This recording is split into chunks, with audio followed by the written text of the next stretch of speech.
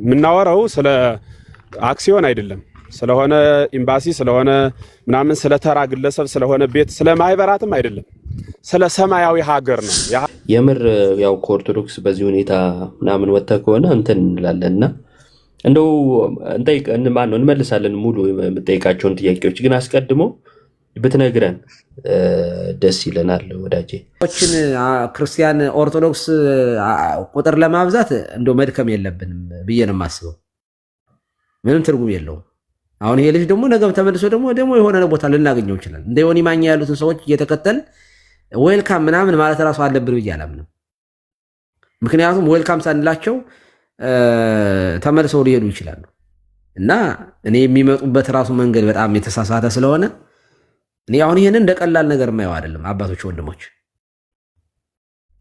ዘመኔ በጣም አደገኛ እንደሆነ ነው የምረዳው። በጣም ያሳዝናል። አሁን እዚያ ቆይቶ በአንድ ሰዓት ልዩነት ውስጥ መጥቶ ስንቱን ዋሽቶት ሄደ እና ጌታ ብቻ ሳይሆን አድምጦ በደንብ ተረዳቶ መግለጽ ራስንም ለማዳን ሌላውንም ለመጠበቅ ያግዛል። እሱን ገንዘብ አድርግ። ቅድም መላከ ገነት እንዳሉት ጥቅሱ ሲጠቀስ ላንተ አዲስህ ነው እና አንድ ሰው ለክርክር ሲቀርብ አሁን እዚህ ላይ የምታወራው ሊቃውንት አንተ ያስከው 66ቱን መጽሐፍ ብቻ ሳይሆን 80 አሃዱ መጽሐፍ ብለን በቤተ ክርስቲያን መጽሐፍት ብለን የምንጠራቸውን መጽሐፍት ከነጠላው አልፎ በትርጓሜ ከዚያም አልፎ ደግሞ እያንዳንዱ ሊቃውንት ምን ብለው ተራቀውበታል። ዘፍጥረትን ቄርሎስ ምንድነው ያለው? ቅዱስ ዮሐንስ አፈወርቅ ምን ብሎ ነው የተረጎመው? አትናቴዎስ ምን አለው ብለን አፖስቶሊክ ፋዘርስ የሚባሉ አባቶቻችን የተረጎሙበትን መተርጎሚያ ሳይቀር ያጠና ትልልቅ ሊቃውንቶች ናቸው ያሉ። በነገረ ሃይማኖት፣ በነገረ መለኮት፣ በጉባኤ ቤት ዕውቀት የበሰሉ አባቶች ነው ያሉና በዚህ መካከል እንደው መተንፈሻ ሳጠኋቸው አይነት ለፖለቲካ ጋጋታ ካልሆነ በቀር ላንተ ወሬ ማለት ነው እንጂ ለጥያቄህ በጣም አንደኛ ደካማ ጥያቄ ነው የጠየቀው። በጣም ትልቅ ጠንካራ ጥያቄ አይደለም። እመቤታችን ይገርማል፣ አንተ የጠየቀው ቀላሉን ታማልዳለች ገና የሚል ጽሑፍ አንጡ ነው ያልኸው። ግን ስታማልድ የተጻፈበትን መጽሐፍ ራሱን ማለት ድርጊቱ የተጻፈበትን መጽሐፍ አሳይተውሃል። እና አንተ ጥያቄህ አንደኛ ለአቅመ ጥያቄ የደረሰ ደረጃ ላይ አይደለህም። የምትጠይቀውን አታውቅም። መልስ ሲሰጥህም እንዳልተሰጠህ ታየዋለህ ነው ሐሳባቸው እንጂ ሰው አይደለም። በቃ ወድቀሃል ወጣሃል አይባልም። አንተ ባትረከበውም የሞተልህ ክርስቶስ ነውና እኔ አሁን ማምነው ክርስቶስን በቃ እንዲህ ብዬ እኔ ኢየሱስ ጌታ ነው ብዬ ሳምን ስትል ነበር። ኢየሱስ ጌታ ነው የሚል ጥቅስ አሳየኝ ብለህ ማምጣት አትችልም። መጽሐፍ ቅዱስ የተጻፈው እንደ መጽሐፍ ቅዱስ ሐሳብ እንጂ እንዳንተ ወይ እንደሆነ ግለሰብ ሐሳብ አይደለም። ማንም ሰው ወደ መጽሐፍ ቅዱስ ያድጋል እንጂ መጽሐፍ ቅዱሱ ወደ ግለሰብ አይወርድም። ስለዚህ መጽሐፍ ቅዱስ የሚታደግበት ነው። በዘሩንም አንበው። ዮሐንስ ራእይ ምን ይላል? አሁን አየን እኮ የጳውሎስን መልእክት ለማንበብም ሩቅ ነህ፣ ዮሐንስ ራእይን ለማንበብም ሩቅ ነህ እና መጽሐፍትን አንብ፣ ምጅምር በደንብ አንባቸው እያቸው። ከዚያ ደግሞ የምትጠይቀውን ወቅ። ከዚያ በኋላ ነገሮች ይስተካከላሉ ማለት ነው። እመቤታችን ታማልዳለች የሚል ማስረጃ አምጡ ብላችሁ ጥያቄ ለምታነሱ ሰዎች በዮሐንስ ወንጌል ምዕራፍ 2 በቃና ዘገሊላ ከብካብ ኮነ ወሐለወት በየሙ ለእግዚእነ ኢየሱስ ክርስቶስ የገሊላ ክፍል በምትሆን በቃና ሰርግ ነበረ፣ በዚያ የጌታ እናት አለች ብሎ ይናገራል። ከዚያ ላይ የተፈጸመው ለሁላችሁ ግልጽ ስለሆነ በሰርገኛው በዶኪማስ ወይም ዮአኪን ተብሎ በሚጠራው ሰርገኛ መካከል እና በክርስቶስ መሐለኛ ሆና ተገኝታ የቃና ወይን በሷ ምክንያት እንደተለወጠ ይሄ ዓለም ያወቀው መጽሐፍ ቅዱስ ላይ የተመዘገበ ቃል ነው። የተጠቀሰው እሱ ነው። አንደኛ እንዲህ አይነት ሊቃውንት ጋር ስትመጣ መጽሐፍ ቅዱስ ብትይዝ ስልኬ ውስጥ ብቻ ነው ያለው አልችልም፣ አውጡልኝ፣ ጠያቂም ሆነ መጽሐፍ አውጡልኝም ብለህ ከዚያ ደግሞ ማብራሪያ ሰጭም ሆነህ እንደዚህ አይገፋም። አንድ የክርስቲያን መለኪያው እንደውም አታውቅም ሲሉት ትክክል ነው ሊል የሚችለው ያ ክርስቲያን መሆኑ በዚያ ይታወቃል። አላዋቂነቱን ማወቁ ማለት ነው። ዓለም ላይ 4 ሰዎች አሉ ይላሉ ሊቃውንቱ። አዋቆች ናቸው፣ የሚያውቁትን ምን ማለት እንደሆነ የሚያውቁ ማለት ነው አንደኞቹ። ሁለተኞቹ የሚያውቁ ግን የሚያውቁትን የማያውቁ ይናገሩታል ምን ማለት እንደሆነ የማያውቁት፣ እነዚህ አንባቢያን ማለት ነው። ሶስተኛው የሚያውቁ ግን አለማወቃቸውን የሚያውቁ እኒህ ከአንባቢያን የሚሻሉ ማለት ነው። የመጨረሻ ሰዎች የሚባሉት ደግሞ አያውቁም፣ አለማወቃቸውንም አያውቁም፣ አላዋቂነትን እንደ እውቀት የሚጠቅሱ ማለት ነው። እና ከዚያ ራስን ማራቅ የምናወራው ስለ አክሲዮን አይደለም፣ ስለሆነ ኤምባሲ ስለሆነ ምናምን ስለተራ ግለሰብ ስለሆነ ቤት ስለ ማህበራትም አይደለም፣ ስለ ሰማያዊ ሀገር ነው። የሀገር ደግሞ ትትናን፣ መረዳትን፣ ማስተዋልን ይጠይቃል። በሱ ልክ መሄድ መልካም ነው ነው። ምልጃ ይቻላል ወይ አይቻልም ወይ? ይህ ጥያቄ ውስጥ የሚገባ አይደለም። በነገራችን ላይ እግዚአብሔር የሙታን አምላክ አይደለም፣ የሕያዋን አምላክ ነው። መዋቴዎች አምላካቸው ዲያብሎስ ነው፣ በግብር ፈጥሯቸዋልና።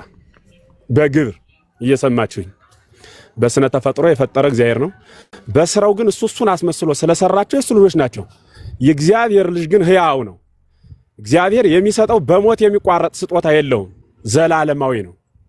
ምንናገረው እኮ በነፍስ ገንዘብ ነው። ህልው ሆነን ምንኖረውም በነፍስ ነው። ለባዊ የሆነውም በነፍስ ገንዘብ ነው። ይቺ ነፍስ አትሞትም። ካልሞተች ለዘላለም ታወራለች ማለት ነው። ካወራች ደግሞ ትማልዳለች። ጨካኙ ነዌን አልሰማችሁትም? እስኪ ሂድና ለዘመዶቼ የሚሰብክልኝ ሰው እኮ ያስፈልገኛል ብሏል እኮ ሲኦል ውስጡ ነው። እስኪ የሞተ ሰው አንዱ ተነስቶ ሄዶ ያስተምራቸው አለ። እያወራ እኮ ነው ይሄ የተጻፈው መጽሐፍ ቅዱስ ላይ ነው ያለው፣ ሁሉም በሚስማማበት። አብርሃም ተናገረ ይላል አይደል? በሌላ በኩል እኮ ጌታ ራሱ ቀጥታ ማውራት እየተቻለ ለምን ራሱ እግዚአብሔር ነው እኮ ያስተማረን ለቅዱሳን ሰዎች እንዲጸልዩልን መንገር። አልሰማውም እንዴ? በዘፍጥረት አብርሃምን ምን ያለው ማን ነው? ያን ንጉሱን እኮ ሂድና አብርሃም ይጸልይልህ እኮ ነው ያለው። ይሄን ቃል በቃል የተናገረው እግዚአብሔር ነው። ሂድ አብርሃም ይጸልይልህ አለው። አሁን እግዚአብሔርና የሰውዬ እያወሩ ነው። ዝም ብሎ ይቅርብ ይያለው ያላለው ለምንድን ነው ለአብርሃም የነገረው? የቅዱሳን ጸሎት ኃይልን ታደርጋለች ተብሎ የተነገረው የቅድሙ ጥቅስ ይሄ ነው ማለት ነው። ምስጢሩ ኃይል ስላላት አብርሃም ይጸልይልህ ብሎ ነገረው ማለት ነው።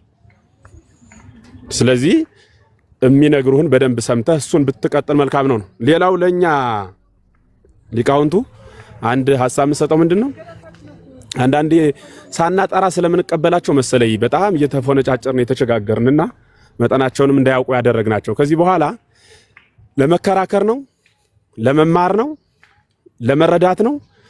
ምንድነው አመጣጥህ ብለን አገባባቸውን እንጠይቃቸው። ዝም ብሎ እንደመጡ እንቀበላቸዋለን። ልናስተምራቸው ስንፈልግ ጥቅስ ይጠቅሳሉ። አራዋቂ ናቸው ብለን ልንጠይቃቸው ስንፈልግ አላውቅም ይላሉ። እንደ ባህር ዓሣ ስለሚሙለጨለጩ ገና ሲገቡ ሐሳባቸውን መረዳት ይኑር ለማለት ነው። ቸሩ ያክብርልኝ።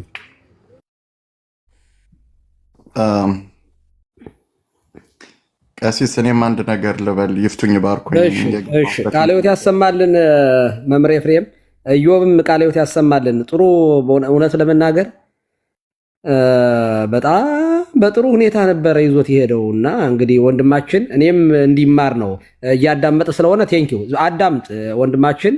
አይሆፕ ከቤታችን ከኛ ቤት የወጣህ ልጅም ትመስለኛለህ እንደው እና አዳምጥና በኋላ ደግሞ እንሰጣለን። ምንም ችግር የለውም።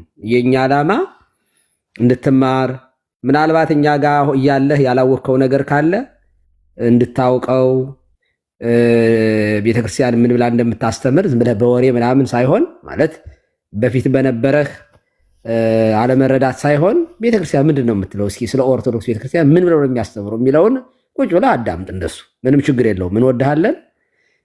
ለአንተ ክርስቶስ ሞቷል። ደግሞ ክርስቶስ የሞተለት ሰው ደግሞ ውድ ነው፣ ዋጋ አለው እና እንወድሃለን፣ እናከብርሃለን። ትንሽ መምህራኑን አዳምጣቸው እና ከዛ በኋላ ደግሞ ለአንተ እንሰጣለን። እድል እንስጥ ይላል ነው፣ ብቻህን እንዳትሆን ነው።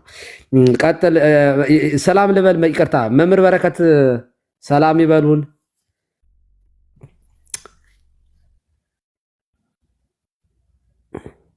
እሺ አይ ቲንክ አልተመቻቸው መሰለኝ። ዘመን ቀጥል። ሰላም ላንተ ይሁን። መልካም ቀሲስ ይፍቱኝ ባርኩኝ። በድጋሚ ሁላችሁንም ሰላም ብያለሁ። የእንታ ኤፍሬም እዚህ ስላየሁት በጣም ደስ ብሎኛል።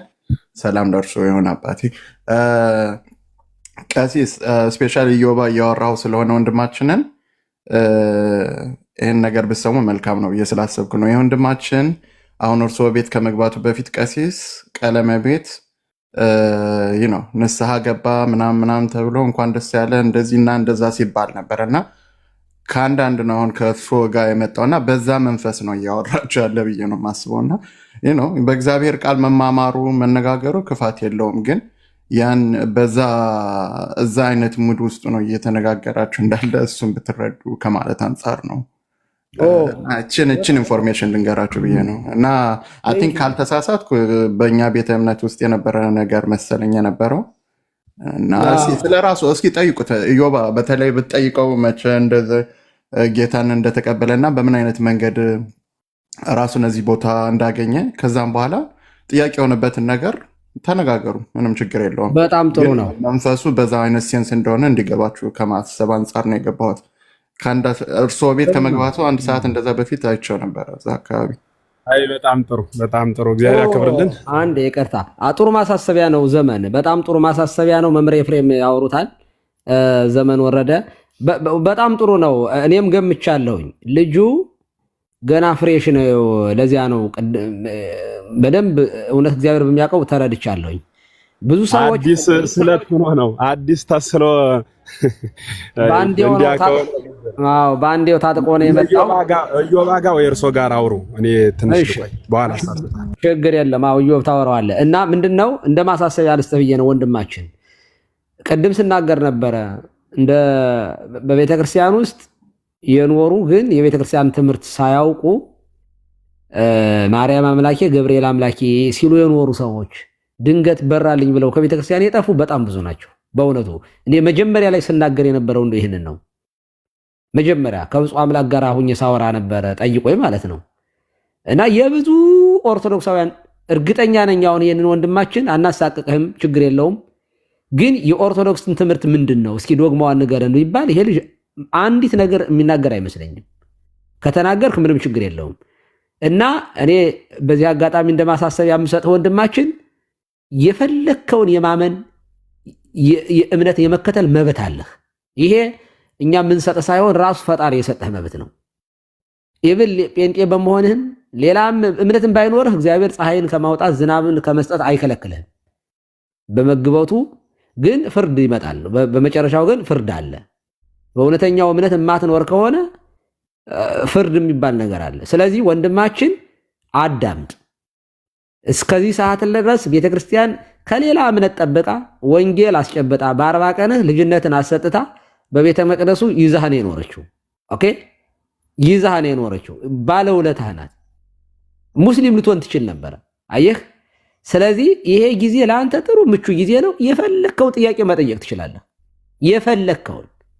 ምክንያቱም የኛ ቤተክርስቲያን ይኸውልህ፣ የኛ ቤተ አሁን አንተ እዚህ ጴንጤቆስታል ምናምን የሚባሉ ሰዎች በነገራችን ላይ በ1906 የጀመሩ ናቸው። 100 ምናምን ዓመት ከአጼ ምኒልክ የሚቀድማቸው ሰዎች ናቸው በእድሜ። ይቺ ቤተክርስቲያን ግን ያለምንም መቆራረጥ እዚህ ከክርስቶስ ጀምራ የመጣችው ቤተክርስቲያን ናት። እና በነበርክ በዚች ቤተክርስቲያን ልትኮራባት የሚገባ ቤተክርስቲያን ናት። አዳምጥ፣ ትምህርቷን ስማ። ኦኬ፣ ካልተቀበልክ መብትህ ነው። እንወድሃለን፣ እናከብርሃለን። ኢዮብ ቀጥል።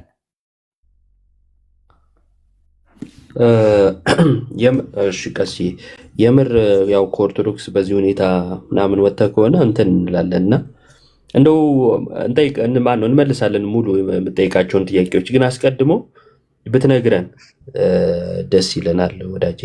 ከኦርቶዶክስ ነው የወጣኸው በቅርቡ ነው ወይስ ከጅምሩ ፕሮቴስታንት ነበር? መንፈስ ቅዱስ አሁን እኮ ረጅም ሰዓት እኮ አፍናችሁ ይዛችሁኝ በምን ላወራ? ይኸው እንድታወራ ፈቀድኩልህ እና እንግዲህ ምናልባት ኢዮባ አንዴ ቆይ። እስካሁን ሲነገር የነበረው ለአንተም ይጠቅም እንደ ወንድም አባቶቻችንም ደግሞ እንደ ልጅ አስበው ይጠቅመሃል ብለው ያሰቡትን ነገሩ እንጂ ማፈን አይደለም። እና ምክር ሲመከር የሆነ ነገር ሲባል ለእኔ ብለህ መስማት ካልቻልክ ይሄ ትክክል አይሆንም። እና በዚህ መልኩም አታወራን። የፈለገም ሊሆን ይችላል። እንደዚያ እንድታወራ ደግሞ እኔ እንትን አይደለም።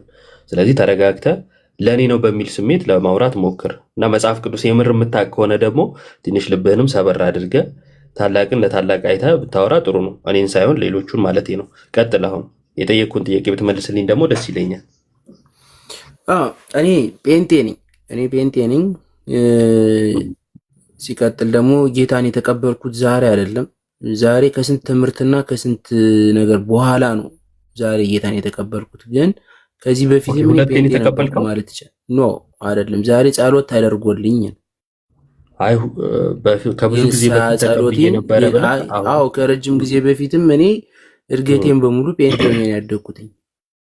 የትኛው ዲኖሚኔሽን? አልሄድም፣ የትኛውም ቦታ ላይ አልሄድም። የት ነው ታዲያ የተጠመቀው? የተጠመኩት በፊት ነው 1997 ቀለሜ አጥቢያ። የት? መቼ ሳይሆን የት? ባህር ዳር። ኖ አይ ቸርቹ አገሩን ሳይሆን የተጠመቅበት ቸርች። የተጠመኩበት ቸርች የዛን ጊዜ ልጅም ስለነበርኩኝ አሁን ላይ ስሙ ራሱ ይጠፋኛል፣ ረጅም ጊዜ ነው። አይ ለምሳሌ መካነ ኢየሱስ ተጠምቀ ከሆነ መካነ ኢየሱስ በቅዱሳን ምልጃ ታምናለች። ኖ አሁን ይሄ የኔ ፕራይቬት ነው፣ የኔ ህይወት ነው። እኔ ጠይቄ የገባሁበት መንገድ ስለነበረ ነው። ማለት እሺ ይሰማል? አዎ ይሰማኛል መምህር። እሺ ወንድም አለም ከዚህ ቤት የገባኸው አሁን አስተምረህ ሌላ ሰው ወደ አንተ ወዳለህበት ሃይማኖት ለመውሰድ ነው ጥያቄ የሆነብህን ነገር ተረድተህ ወደ ቤተክርስቲያኗ ለመመለስ ነው? ይሄን አጥራልኝ እስኪ አንዴ። አዎ ጥሩ ጥያቄ ነው የጠየቁኝ። ምናልባት ከዚህ በፊትም ብዙ ጥያቄ ኖሮኝ እንኳን ስጠይቅ ያው ከመሳደብና ከማባረር በስተቀር ምንም አይነት መልስ ተቀብዬ አላውቅም እውነቱን ለመናገር። ከታች ራሱ የዛሬው ደግሞ እስከዛሬ ድረስ ጥያቄ ፈጥሮብኝ የኖረን ነገር ቀሲስ ዲበኩሉ ሲያስተምሩ ሰምቼ ከታች ነበርኩኝ። ከዛ በኋላ ያልተመለሰልኝ መልስ ምናልባት መልሱን ለመስማት ነው የገባሁትኝ። ለመስማት ገብቼ ግን ሁለት ጥያቄ ነው የነበረኝ። ሁለት ጥያቄ አለኝ አልኩኝ። አንደኛውን ጥያቄ ጠየቅኩኝ። ያው በጭቅጭቅ ቆመ እንጂ እስካሁን ድረስ አላስረዱኝም። አላማ ነው የጠየቅኩ። የዛሬ አላማዬ እስከ ዛሬ ድረስ ስለማላውቀው መልሱን ከኦርቶዶክሳውያን መስማት ስለፈለግኩ ነው የገባሁት። ለመማር ለጠቅላላ እውቀት ነው። ኖ ለምን ጠቅላላ እውቀት አድርጎ ህይወት እኮ ነው። ስለ የሚወራው ነገር በሙሉ እኮ እዚህ ቦታ ላይ ስለ ህይወት አይደለም የሚወራው። አሁን ለምጠይቅህ ብትመልስልኝ እኮ በጣም አጭር ነገር ነበር የጠየቅኩህ። እኔ ያልኩህ አሁን ይሄ ዛሬ ገባ፣ በጣም ጥሩ መጣህ። ኦርቶዶክሳውያን ስለተሳሳቱ እውነተኛውን ትምህርት ላስተምራቸውና እኔ ወደ ማምነው ላምጣቸው ብለህ ነው የመጣኸው ነው ወይስ እስከዛሬ ጥያቄ ለሆነብህ ነገር መልስ ካገኘህ ወደ ቤተክርስቲያን ለመምጣት ፈልገህ ነው? ከሁለት አንዱ ነው የምትነግረኝ እኮ። መቼም እንደዚህ አይደለም ይሆናል።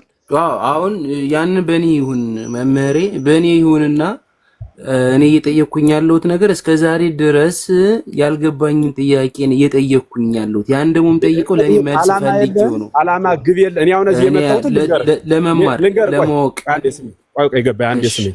እኔ አሁን እዚህ የመጣሁ ምን ብታደርግ ነው የመጣህ ብትለኝ በክደት ትምህርት ለሚደራገሙ ሰዎች ብርሃነ ሕይወት ኢየሱስ ክርስቶስን መስበክ ነው የመጣው። የኔን ቆልፌ ጨርሼ ዘግቻለሁ። ሰማያት ወደ ምድር ቢመጡ ምድር ወደ ሰማይ ቢያርግ አሁን ከማምንበት እምነት ውጭ መቼም አላምንም። እምመጣው ሁሌም ቲክታክ ውስጥ ምገባው ላስተምር እንጂ ልመክር እንጂ ልገስጽ እንጂ ድንገት እስኪ ጥያቄ የሆነብኝ የፕሮቴስታንት እምነት ይህን ቢያስረዱኝ ወደ እነሱ እዳለሁ የሚል ቅንጣት የምታክል ሐሳብ የለኝም።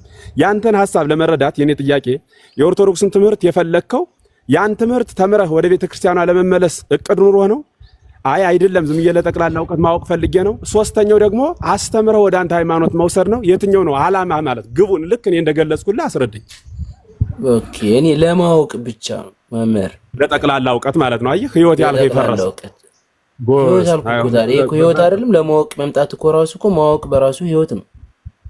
አረ እውቀት ሁሉ ህይወት አይሆንም። ምን ይሆናል? ባዮሎጂ ከተጠቀመበት ማንኛውም ሰው ከተጠቀመበት ህይወት ነው። ግን እቺ መልስ ለምን አይመልሱልንም? ቆይ አዳምጠኝ፣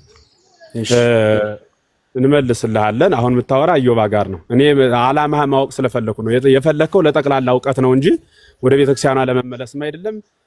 አንተም ብታገኝ አስተምረ ለመውሰድ አይደለም፣ ለጠቅላላ እውቀት ማለት ነው። ስለዚህ የምናስረዳህ ነገር ሁሉ ለጠቅላላ እውቀት ብለህ ነው ማለት ነው የምትወስደው ማለት ነው አይደል?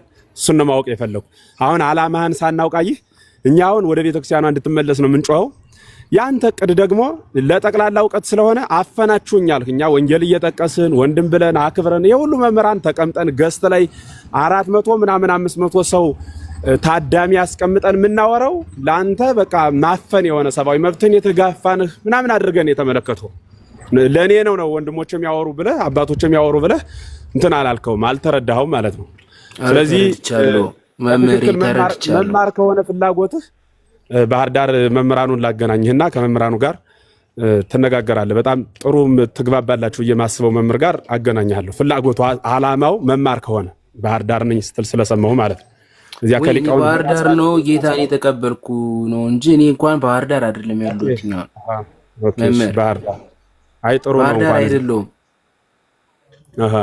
ጥሩ ባለህበትም ቢሆን መምህር እንሰጥሃለን የመማር ፍላጎቱ ካለ። አሁን ኢዮባ ጋር ነው የምትቀጥል። ኢዮባ ግን እዚህ በኋላ የምታወራው የምትነግረው ነገር ሁሉ ለጠቅላላ እውቀት መሆኑን እያሰፍ ማለት መጀመሪያ ዓላማውን እንወቅ።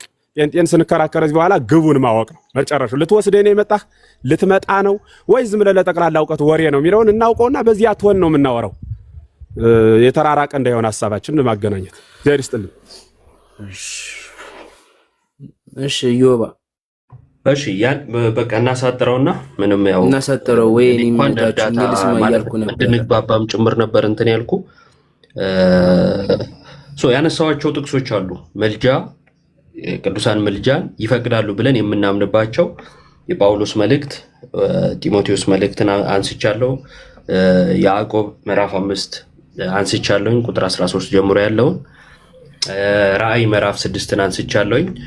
በእነዚህ ጥቅሶች መሰረት ቅዱሳን እንደሚማልዱ ታምናለህ ወይስ አታምነው? እኔ እንኳን እንደ እምነቴ ቅዱሳን ያማልዳሉ ብዬ አላምንም። እኔ በሞት የሞተ ሰው አያማልድም ብዬ ነው የማምን። የሚለውን ንባቡን የቱ ጋር እንዳገኘው ንገረኝ። የሞተ ሰው አያማልድም የሚለው ይሄ ምን ጥያቄ አለው? እንዲያው የሞተ ሰው አያማልድም ለማለት አሁን ጥያቄ አለው ወይስ ጥያቄን በጥያቄ ካደረግነው ዞሮ ዞሮ አይ ጥያቄ በጥያቄ አላለመመለስ ነው የሚሆነው? አይደለም፣ በፍጹም አይደለም። ህሊና ካለ ሶስት ነው አራት ጥቅስ ጠቅሼ ቆይ አንዴ ቆይ አራት ጥቅስ ጠቅሼ ይሄው በዚህ መሰረት ነው የቅዱሳን ምልጃ ምናምነው ብዬ ጥያቄን በጥያቄ መልሰ ለመደበቅ ነው ለመሸሽ ነው የምትለኝ ከሆነ ይሄ ህሊና ማጣት ነው የሚሆነው። አራት ጥቅስ የጠቀስኩት እኔ ነኝ እምነቴን ለማብራራት ማለት ነው። አሁን የጠየቅኩት ጥያቄ አንተ ያልከውን ነው እኔ ያልኩትን አይደለም። ምን አልክ? የሞቱ ሰዎች አያማልዱም አልክ። የሚለውን አንጣ አልኩ። ጥያቄ ያለው ወይ አልከኝ። አዎ እኔ ጥያቄ አለኝ፣ ምክንያቱም እንደዚህ የሚል ስላላነበብኩ። አይ እምነቴ ከመጽሐፍ ቅዱስ ውጪ ነው ካልከኝ በሌላ መጽሐፍ ልናወራ ነው፣ ወይ በቁርአን ወይ ሌላ መጽሐፍ ካለ እሱን ትነግረና በዛ እናወራለን። አይ እምነቴ በመጽሐፍ ቅዱስ ነው ካልክ ግን መጽሐፍ ቅዱስ ላይ የሞቱ ሰዎች አያማልዱም የሚለው ልታስነብበኝ ይገባል። ቀጥል። እሺ አሁን ቅድም እኮ እንደተነጋገርነው ለምሳሌ ማቴዎስ ነው ሉቃስ ማቴዎስ 10 ቁጥር 42 አካባቢ ላይ አሁን መጽሐፍ ቅዱስ ላይ የተጻፈ ነገር አለ። እዛ ጋር ያነበብኩትኛውን በስሜ ቀዝቃዛዋ ብሰጥ እንደ እንትን ይቆጠርላል ምናምን ነገር የሚል አለ አይደለ? አሁን ያን ነገር እንዳለ ሆኖ ያንን አሁን እንደ ምልጃ ልትወስደው ነው ማለት ነው? አልወሰድኩም፣ እኔ አልጠየቅኩም። እሱ አሁን የጠየቅኩ ምን መሰለህ? የጠየቅኩ የሞቱ ሰዎች አያማልዱም የሚለውን ብቻ አንጣልኝ። ሌላውን ማብራሪያ ስለ እምነቴ ለእኔ ተወው። አንተ የሞቱ ሰዎች አያማልዱም ያልክበትን ጥቅሱን ንገረኝ። ቅድም እኔ እናንተ ስናወራ መጀመሪያ ምንድን ነው የተባባልነው? አንድ ሰው በህይወት ያለ ሰው አንተ ስለ እኔ ትለምናለህ፣ እኔ ስለ አንተ እለምናለሁ በሚለው ደረጃ ወርተን ነበር አይደለ? በህይወት ስላለን ማለት ነው። አይ እንደዛ ስላለን አልተባባልም። እሺ ከሌለን በኋላ ያነሱ በህይወት ያሉ ሰዎች ከሆነ ልክ ነው። በህይወት ያሉ ሰዎች ስላለን ነው የሚሆን ከሆነ ግን መኖራችንን ምክንያት ስለሚያደርግ እንደዛ የሚል ነገር አላወራንም። እኔ አሁን ከአንተ የምፈልገው መጽሐፍ ቅዱስ ላይ የሞቱ ሰዎች አያማልዱም የሚለውን ብቻ ሳይ። ኦኬ እኔ አሁን ያንን ነገር አሁን የለኝም፣ እውነቱን ለመናገር የለኝም። ግን አንተም ደግሞ አሁን ጥያቄ በጥያቄ ሸክፈው ወይም ሸፍነኸው እያለፍክ እንደሆነ ነው የምረዳ። እያስረዳኸኝ ሳይሆን ሸፍነኸው እያለፍክ ነው። ለኔ ማለት ነው ሸፍኜ ካለፍኩኝ አንተ መጽሐፍ ቅዱስን ካነበብከው አንተ መጽሐፍ ኢዮብ እኔ አሁን እንድጠይቅ እንዳወራ አድርገኛ።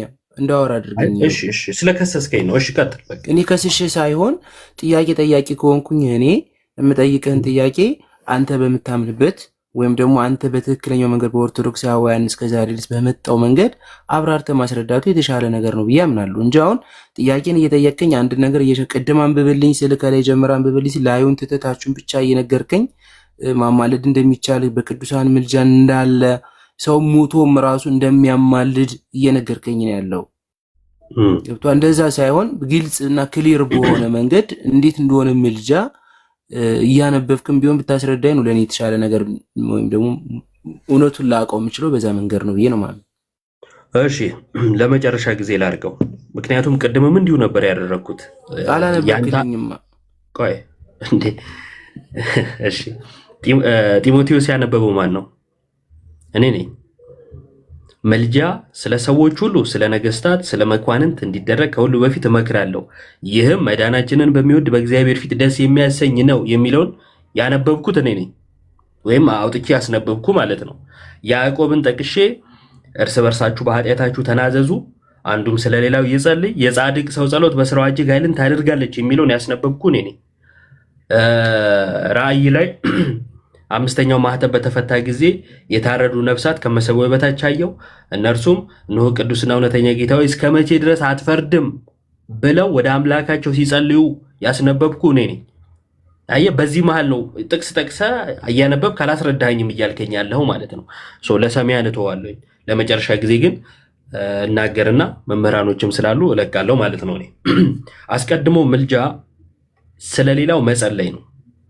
በመዝገበ ቃል የምናይ ከሆነ ለምሳሌ የመጽሐፍ ቅዱስ ማህበር መዝገበ ቃል ምልጃን ሲያብራራ ሙሴ ለህዝቡ እንደጸለየው ብሎ ምሳሌ ይጠቅሳል።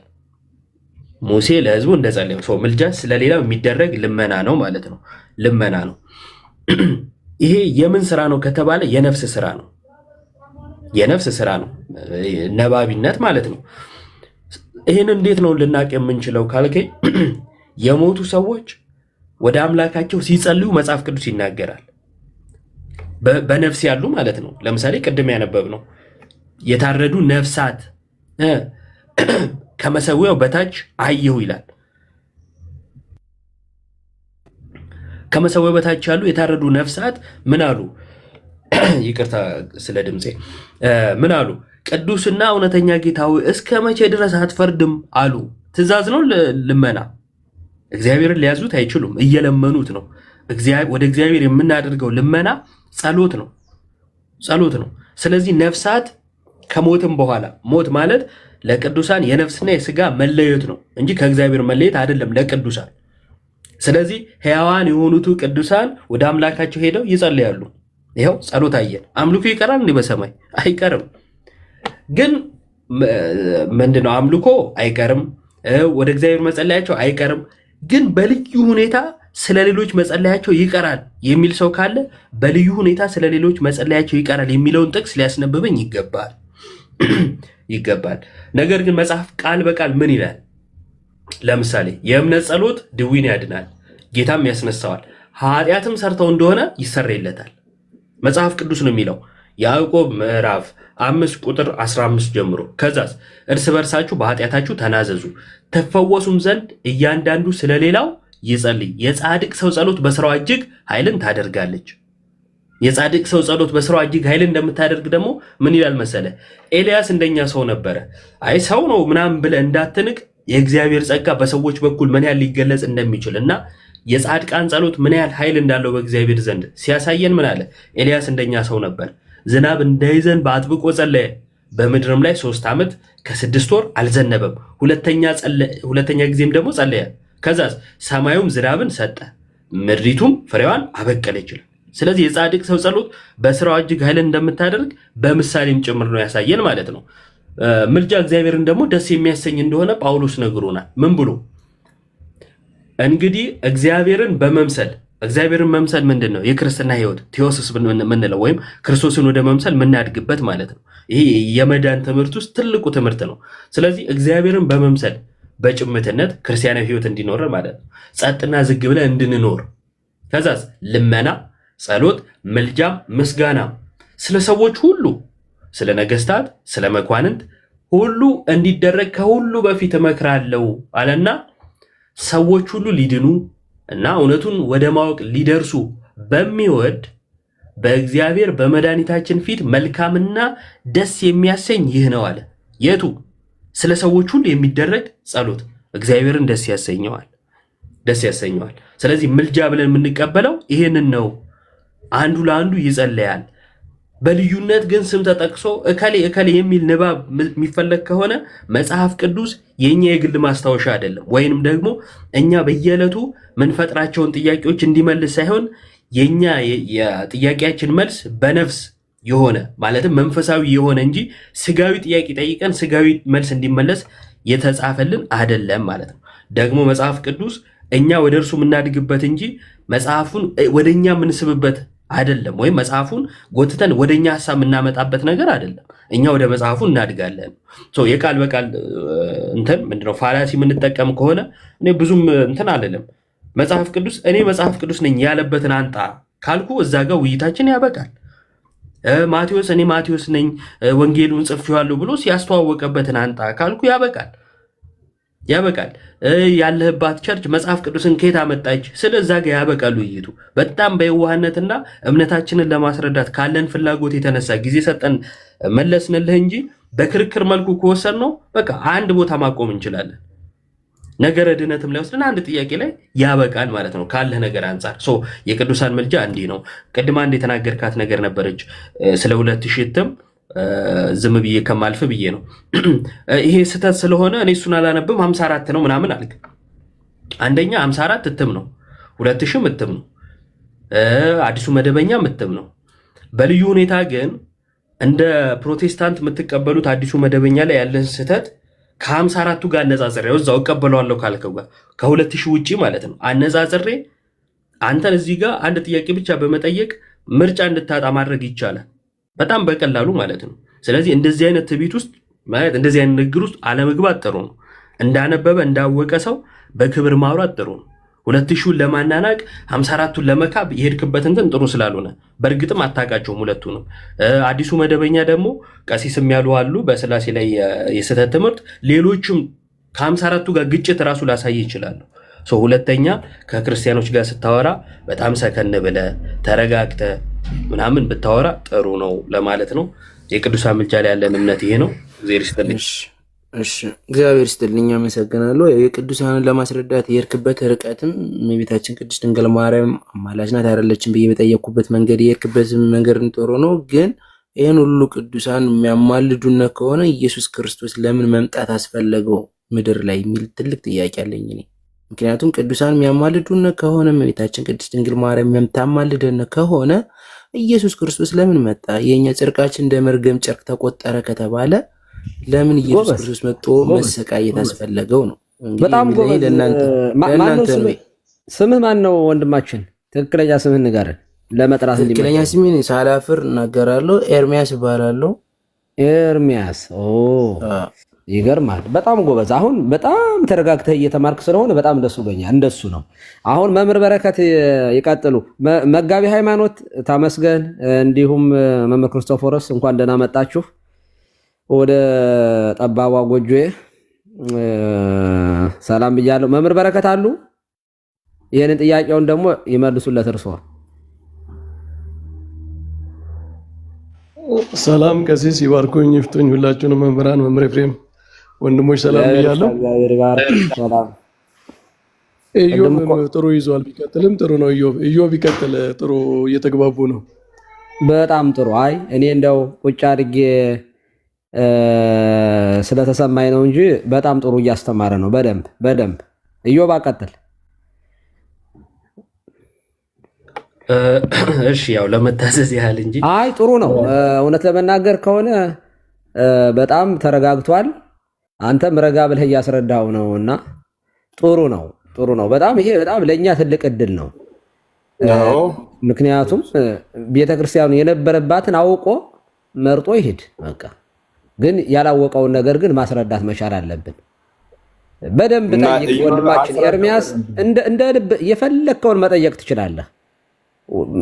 ከዛ በኋላ ለሌላ ነው ያለኝን ጥያቄ እየጠየቅኩኝ ነው። ምናልባት እንግዲህ ኢዮብ ያስረዳኝንም በደንብ ክልቤን ከፍሼ እየሰማሁት ነው፣ ምክንያቱም መስማት ስለምፈልግ። ስለዚህ እስካሁን ድረስ የመጣበት መንገድ ቅዱሳን እንዴት እንደሚያማልዱ፣ ሙተውም እንደሚያማልዱ፣ ኖረውም እንደሚያማልዱ በደንብ ነግሮኛል። ኦኬ እኔ አልቀበልም፣ ያለመቀበል መብት እየተጠበቀ እንዳለ ሆኖ ነገር ግን የሁላ አማላጭ እሱ ሁላ አማላጭ ለአንተ ብቻ ሳይሆን እንዳንተ መከራችም ያሉ ሰዎች ሊኖሩ ስለሚችሉ ለነሱ ነበር ነው። ለነሱ ታችላሉትም እኔ በምጠይቀው ጥያቄ እነሱ ሊመልሱ ይችላሉ። ስለዚህ ኢየሱስ ክርስቶስ ምድር ላይ መምጣቱ ምን አስፈለገው ብቻ ነው። ቅዱሳን የሚያማልዱ ከሆነ ምልጃ፣ እነዚህ ቅዱሳን የሚያማልዱን ከሆነ ኢየሱስ ክርስቶስ ለምን መጣ? ለምን መጣት አስፈለገ ነው ጥያቄው። ቀጥልዮ። እሺ አስቀድሞ ቅዱሳንን ቅዱስ ያሰኛቸው የክርስቶስ ሰው መሆን ነው። ምክንያቱም ቅድም አንተው ራሱ ስጠቅሰው እንደነበረ ጽድቃችን እንደ መርገም ጨርቅ ተቆጥሮ ነበር ብለህናል። ትክክል ነው። በብሉይ ኪዳን ሰዎች ጽድቅ ቢሰሩ እንኳን ጽድቃቸው ሙሉ ጽድቅ መሆን አልቻለም። አንጻራዊ ነበር ጽድቃቸው ማለት ነው። ለዛ ነው ኖህ በዘመኑ ምንድነው ጻድቅ ነበር ወይም ቅዱስ ነበር የሚለው ማለት ነው። ከዘመኑ አንጻር ይሄ አንጻራዊ ቅድስና ነበር። ሙሉ የሆነ ቅድስናን ሰው በራሱ ሊያመጣ አልቻለም። ስለዚህ የአምላክ ልጅ አንድያ ልጅ ኢየሱስ ክርስቶስ ሰው ሆነና እኛን ወደ ልጅነት መለሰን። ስለዚህ በእርሱ ላይ የተመሰረተ ነው የቅዱሳን ቅድስናቸው፣ የኛ ድህነታቸው፣ እያንዳንዱ ነገር ዛሬ የምናወራው አዲስ ኪዳን በክርስቶስ ሞት ላይ የተመሰረተ ነው። እንደው ጳውሎስ የክርስቶስ ሞት የክርስቶስ ሰው መሆን ሳይረዳው ቀርቶ ይመስላል ስለኔ ጸልዩ የሚለው። በተደጋጋሚ ጳውሎስ ስለኔ ጸልዩ ይላል። እሱ በቀጥታ ይጸልያል። ደግሞ ከወንድሞቹ ከክርስቲያኖቹ ስለኔ ጸልዩ እያለ ምልጃን ስለ እርሱ እንዲያቀርቡ ይጠይቅ ነበር። ይሄ የክርስቶስ ሰው መሆንን አለማወቅ ብለን እንተረጉመዋለን? አንተረጉመውም። የሞተልን ያነጻን እርሱ እንደሆነ በተደጋጋሚ ጳውሎስ በስብከቶች ውስጥ ነግሮናልና ማለት ነው። ስለዚህ ቅዱሳን የሚያማልዱ ከሆነ ለምንድነው ክርስቶስ ሰው መሆን ያስፈለገው የሚለው ጥያቄ ተገላቢጦች ነው። የቅዱሳኑ ምልጃ ራሱ በእርሱ ሞት ላይ የተመሰረተ ነው ማለት ነው። ስለዚህ በእኛ ቤተክርስቲያን እንድታውቀው የምንፈልገው ቅድም ያነሳው አስታራቂነቱ ምናምን ብለህ ነበረ። በዚሁ አጋጣሚ ጌታ ኢየሱስ ክርስቶስ ከሞት የዋጀን በመካከላችን በሰውና በእግዚአብሔር መካከል የነበረውን የጸብ ግድግዳ ያፈረሰ በሞቱ እርቅን የፈጸመ የዘላለም አስታራቂና ሊቀ ካህን እንደሆነ እናምናለን። ስለዚህ በክርስቶስ ሞት ላይ በክርስቶስ ትንሣኤ ላይ የተመሰረትን። ለዛ ነው ጳውሎስ ክርስቶስ ካልተነሳማ ትንሣኤ ከሌለማ ስብከታችን ከንቱ ነው ይላል አይደል? ስለዚህ የሐዋርያቱ ስብከት ይኸው ሲሰብክልን ለምሳሌ የሚጠራችሁ የታመነ ነው እርሱም ደግሞ ያደርገዋል አለና ወንድሞች ሆይ ስለኔ ጸልዩ ይላል። ይሄ ጳውሎስን ስብከት እናይበታለን። ይሄ ስብከት ከንቱ ያለው ነው ግን እንዴት ነው ካልክ በክርስቶስ ትንሣኤ ነው። ሞቱ አልቀረም፣ ተነስቶ ትንሣኤን ሰጥቶናል። በሞቱ ሞታችንን አጥፍቶ በትንሣኤው ትንሣኤን ሰጥቶናል። ስለዚህ የቅዱሳን ምልጃ ይሄ ስለ ቤተክርስቲያን የምታውቅ ከሆነ በብልቶች መካከል ያለ ህብረት ነው። ከዛ እኛ እያንዳንዳችን ብልቶች እንሆንና ከዛ ምን እንሆናለን? አጠቃላይ ክርስቲያኖች ሁሉ አንድ አካል የክርስቶስ አካል የሆነች ቤተክርስቲያን እንሆናለን ማለት ነው። እና የሚድኑት ዕለት ዕለት የሚጨመሩት ወደዚች ቤተክርስቲያን ነው። በዚች ቤተክርስቲያን ውስጥ ያሉ የብልቶች መተጋገዝ ነው። ይህንን የሚያስረዳ አንድ ጥቅስ ብቻ ልጥቀስና አበቃለሁ። አንደኛ ቆሮንቶስ ምዕራፍ 12 ላይ በብልቶች መካከል ስላለ ህብረት ሲናገር አይን እጅን አታስፈልገኝም ልትለው አትችልም፣ ወይም ራስ ደግሞ እግሮችን አታስፈልገኝም ሊላቸው አይችልም።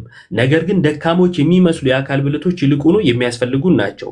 በአካል ብልቶች ያልከበሩ ሆነው የሚመስሉን በሚበዛ ክብር እናለብሳቸዋለን።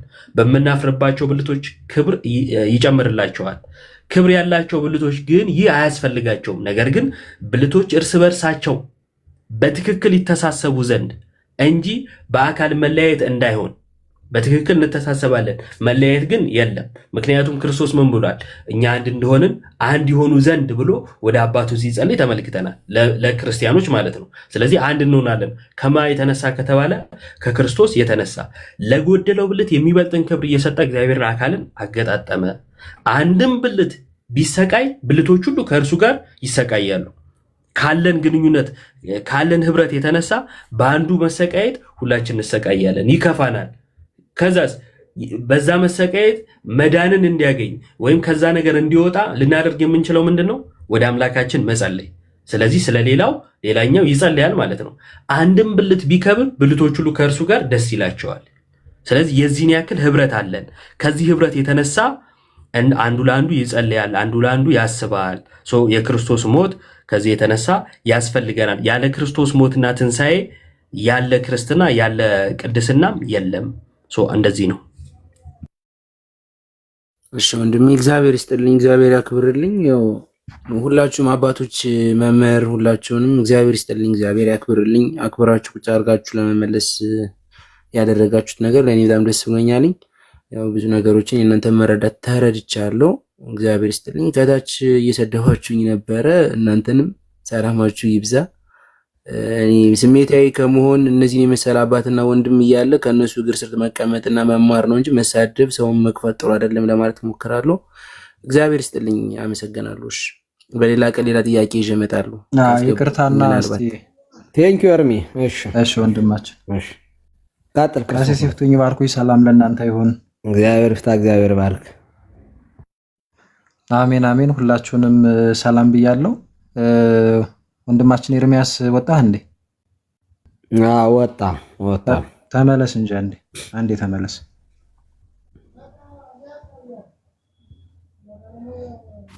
አይ ተመለስ አንዴ፣ ፈልጌው ነበረ ቀሲስ ካለ አስገቡት እስኪ። አይ የምትተዋወቁ ከሆነ ለዚያ ጌታን ተቀበልኩት ያለው ባህር ዳር ነው አይደል ቀሲስ? መቼ ነው ተቀበልኩት ያለው? አይ እውነት ለመናገር እሱ ባይናገርም እንደዋሸ እኔ ዋሽቷል። ብዙ ነገሮችን የዋሸው አንደኛ ባህር ዳር ነው ጌታ የተቀበልኩ ያው ውሸት ነው አይደለም። ግን ከዚሁ አካባቢ ይመስለኛል ወይ ጎንደር ነው ወይ 1997 ባህር ዳር ተቀብየዋለሁ ብሏል እያሉ ነው ኮሜንት ላይ ቀሲስ አይደል? አይደለም አዲስ ነው፣ አዲስ ገቢ ነው። ቀድም እኮ ዘመን መጥቶ ነግሮን ነው ሄደው ጌታን ተቀበለ ተብሎ ቀድም። አሁን ዛሬ እኮ የመጣው እኮ እንትን ሊለን እኮ ሊጨምቀን እኮ ነው የመጣው በቲክቶክ ቋንቋ ማለት ነው። ማለት 97 እኔ አሁን ምንድነው ቀሲስ እዛ ጋር ሲጮሁ ብለው የሚያድሩ እነ ቀለሜ ድራማ ይሰራሉ ብዙ ጊዜ እንደሚታወቀው እና እዛ ላይ እንግዲህ ከ52 ደቂቃ በፊት በቃ ጌታን ተቀበል ብለው እዛ ሲቀበል እንደቆየ ነው የሚያሳየው የተላከልኝ ቪዲዮ። ምናልባት ሙሉውን ባላየውም ማለት ነው የተረዳሁት እንደዚያ ነው። 97 ዓመተ ምህረት ባህር ዳር የተቀበለ ሰው ተቀብያለሁ ካለ ያኔ ለብረው ድጋሚ እንዲቀበል የሚያደርጉት ዌልካም ነው የተባልኩ ነው ያለው። ቀለሜ እንደገና እንደ አዲስ ጀምሮ ነው። አየለም ልጁ እኮ ቅድም አልሰማችሁኝም እንጂ ልጁ ሌላ ዓለም ውስጥ ነው ያለው። በነገራችን ላይ ሌላ ዓለም ነው ያለው። አሁን ልጁ ሊወጠረን ነው የመጣው። ይሄ ቄሶቹ መጽሐፍ ቅዱስ አያውቁም፣ በቃ ሂጄ ልጭመቃቸው ብሎ ነው የመጣ። ሲሪየስሊ ነው የምነግራችሁ። ኢንቴንሽኑን በደንብ እኔ ተረድቼዋለሁ እና እንደዚህ ያሉ ሰዎች በጣም ብዙ ናቸው በነገራችን ላይ።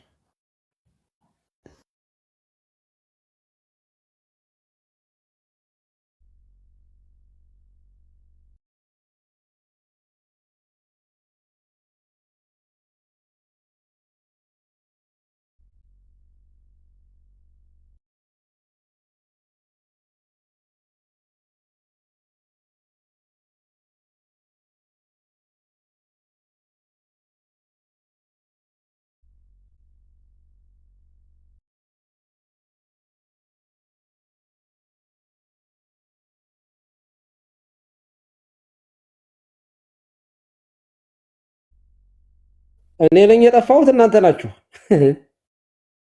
አይርሶ ነው ቀሲስ። በጣም ይቅርታ። እንዴት በነገራችን ላይ በታብሌት እምቢ ብሎኝ ዘግቶብኝ በስልኬ ስከፍተው አንተ ከፈተ።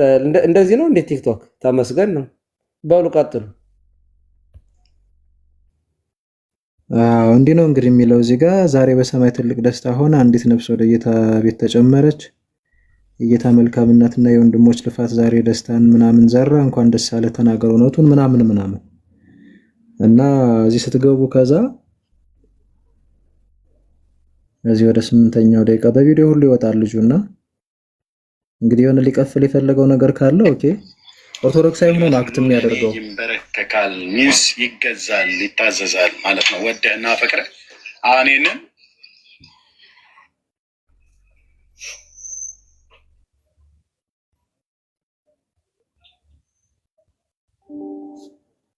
ጸጥ አለ። ምን ሆነ?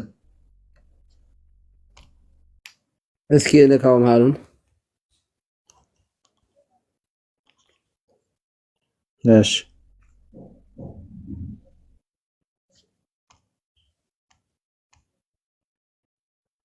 ኦኬ። ቪዲዮ ችግር መሰለኝ። ቆይ ወደ ላይ በለውና ከዛ መልሰው ሌላ ቪዲዮ። ጌታ ሆይ እስኪ ዛሬ ይቅርታ ክርስቶፎረስ መልሰውና አንድ ሪከርድ አድርገው ይልቀቁት። በዚህ 10 ሰዓት ከ10 ማለት በኢትዮጵያ 2 ሰዓት ከ10 ነው።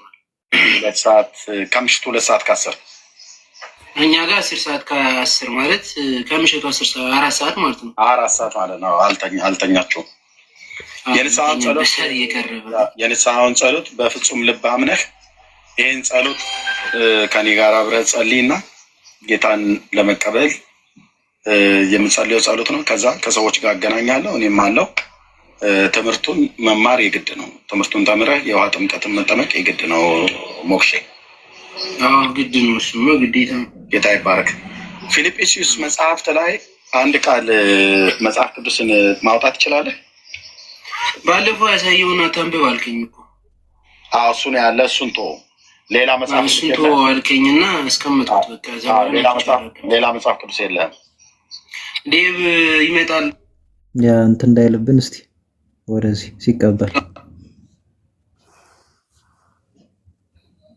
በጌታ በኢየሱስ ክርስቶስ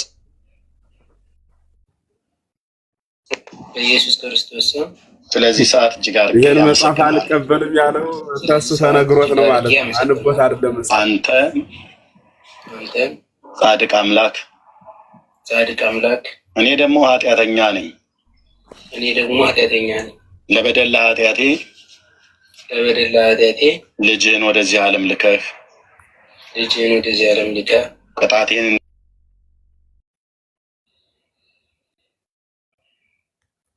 በቂ ይመስለኛል። ፖይንቱ ምንድን ነው? አሁን ልጁ ባህር ዳር ነው ጌታን የተቀበልኩት እንደዚህ በተለይ 97ም እንደዛም ብሎ ከነበረ ታዲያ ምን ነው ቀለሜ ጋር እንደዚህ ያለ ድራማ፣ እንደዚህ ያለ ልልታ፣ እንደዚህ ያለ ፌሽታ ደስታ ምንድን ነው? ድጋሜ ነው ወይ ጌታን የሚቀበለው ነው ወይስ ሰዎች ሁሉ ቲክቶክ ላይ መጣው ከቀለሜ ካልተቀበሉ የጌታ አይደሉም ወይ በእነሱ በሚሉት ማለት ነው የጌታ ነን አይው አይደሉም ሁሉም ይታወቃል፣ ግን በእነሱ ቋንቋ ነው እና የሚለው ግርምትን ስለሚፈጥር ነው። እና አይ ቲንክ ከስር ስንጻጻፍ አይቷል። ቴሌግራም ላይ ቼክ አድርግ ሲለኝ ዘሜ ቀጣይ ልመጣ እንደሆነ ስለገባው ነው ሩጡ የወጣው። እና እኔ እንደዚህ አይነት ሰዎች ለምን በራሳቸው እንደሚቀልዱ ግራ ነው የሚያጋባው። በጣም አንደኛ ምንም ነገር ሳያውቅ ነው እንግዲህ ከቤተ ክርስቲያን እንደወጣ እኔ የተረዳሁት እንደዛ ነው። በጥቂቱ ባዳመጥኩት ምንም የሚያውቀው ነገር የለም። እንግዲህ ቆም ቢል መልካም ነው። አሁን ቅድም ምናልባት ኢዮብ ያስረዳውን ጥሩ ነው ምናምን እንደዚህ ሲል ነበር እና አይ ቲንክ በዘላለም ሕይወት አይቀለድም። አይ ነው እዚህ ማህበራዊ ሚዲያ ላይ ብዙ አብዳን አሉ። ሰው ዛሬ ብዙ ነገር ይቸግረዋል እና ከዛ አንፃርም ምናልባት ከሆነም አንዴ ያን የተቀበልኩ አሁን ደግሞ ተቀበልኩ እንደዚህ አይነት ድራማ ውስጥ የሚገባው ወንድማችን ከስርም እየሰማ ሊሆን ስለሚችል በዘላለም ሕይወት ላይ ቀልድ አይቀለድም። በጣም ጥንቃቄ ይፈልጋል ሰዎች እና ቆም ብለህ ብታስብ መልካም ነው። ከዚህ ውጭ ግን ምናልባት ቤተክርስቲያንን ሳታውቃት ኤኒ ታይም የወጣ አይነት ሰው ከሆንክ ድራማው እንዳለ ሆኖ ኮንታክት ብታደርገን እና ይልቁንስ ጌታን ከማጣት ወደ ጌታን ወደ ማግኘት ብትመለስ ብናግዝ መልካም ነው ማለት ፈልጋለሁ። ቀሲስ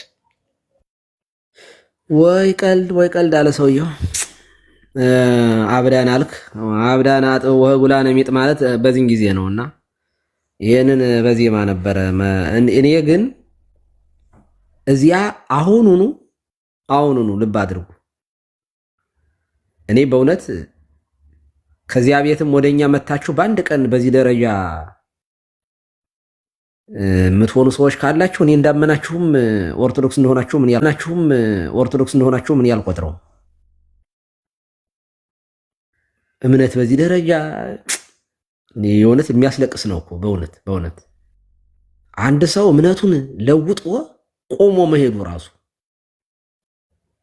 እና ደግሞ ግትልትል ውሸት ያን ሁሉ ነገር አንብቤ ያለው እንደዚህ አድርጌ ያለው ይሄን ላለው ሲል የነበረው ዛሬውኑ ጌታን ተቀበልኩ ብሎ ነው። እንግዲህ ምን አይነት መንፈስ እንደሆነ ልብ አድርጉ።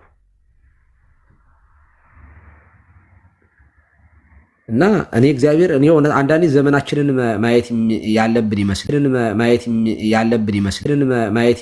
ያለብን ይመስለኛል። እንደዚህ ያሉ ሰዎች በበዙ ቁጥር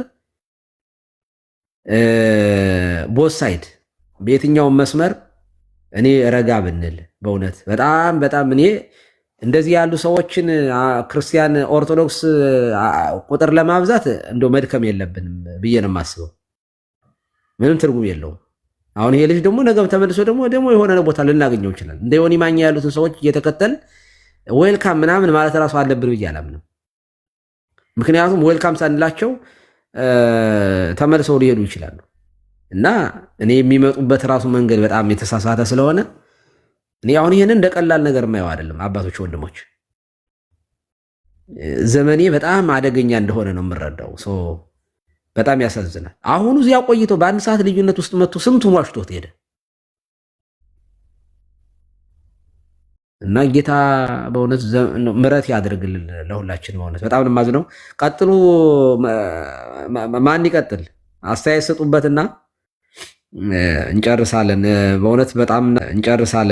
በእውነት በጣም እናመሰግናለን ክርስቶፎሮስ። ዘመንንም እግዚአብሔር ይስጥልን። ዘመን ነው ቀደም በደንብ ኢንፎርሜሽን ሰጥቶን ሄደው። ኢዮብ ግን እንዳይቆጨው ልጁ በደንብ አስተምረዋል። በእውነቱ ቀጥል። አይ ያው ለሰሚያኑ ለሌሎቹም እንደው በቅንነት መጥቶ ለሚጠይቅ ቤተክርስቲያናችን መልስ እንዳላት ነው እንጂ እንደነሱ ድራማ ቢሆን እንትን ነው። ግን ለአምላካቸው ያላቸውን እንትን ያሳያል እኮ አይደል? ሰው በዚህ ልክ በእምነት እንደዚህ ሲጫወት ምን ያህል ለአምላኩ ምን አይነት ክብር ቢኖረው ነው የሚል እንትን ይፈጥራል። አንደኛ ውሸት፣ ሁለተኛ ያው እኛ ጋር የለም እንደዚህ የሆኑ ሰዎች መጡ፣ ከዛን እንደመጡ ና ንስሐ ግባ ምናምን የሚባል ስርዓቱም የለንም። እኛ ወደ ካህናት እንልካለን። ካህናትም ደግሞ የራሳቸውን የሚሰጡትን ቤተክርስቲያናዊ የሆነ ቅኖና ይሰጡታል።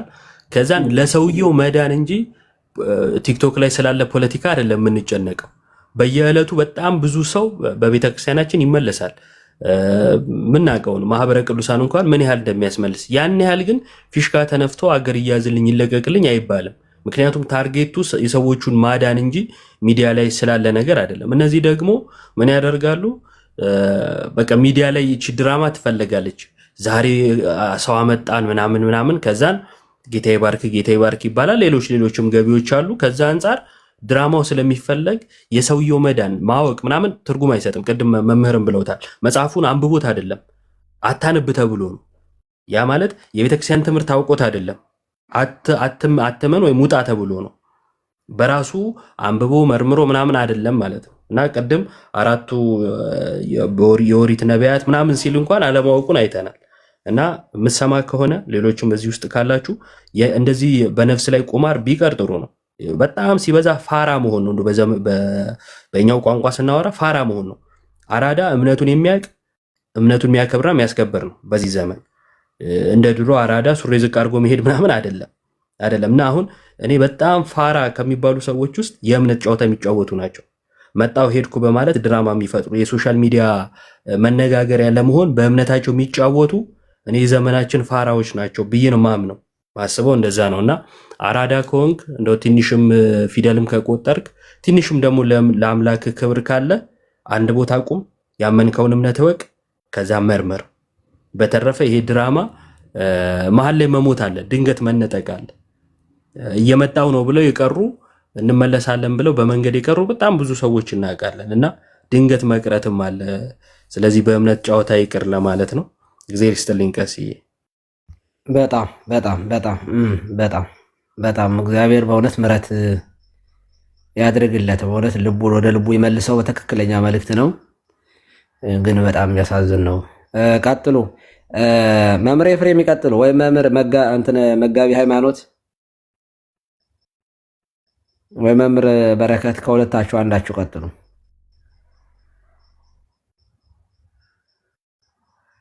አላችሁ መጋቢ ሃይማኖት? ኧረ መላከ ገነት እንዴት አላችሁ? ጠፍተዋል እኮ። ምን ያልጠፋል ብለው ነው? ደህና ኖት? እግዚአብሔር ይመስገን ደህና ነኝ መምህር ይቀጥሉ። ቀጥሉ እናንተ። ጉሮሮዬን ትንሽ አሞኝ ብዙም አይሰማም ድምጼ። ቀጥሉ፣ መስማት ብቻ ነው የምችለው። እግዚአብሔር ይማሮት። ትኩስ ይበሉበት። እሺ መምህር በረከት ስራ ላይ ነው እርሶ? ስራ ላይ ናቸው መሰለኝ። ኦኬ ኮሜንቱን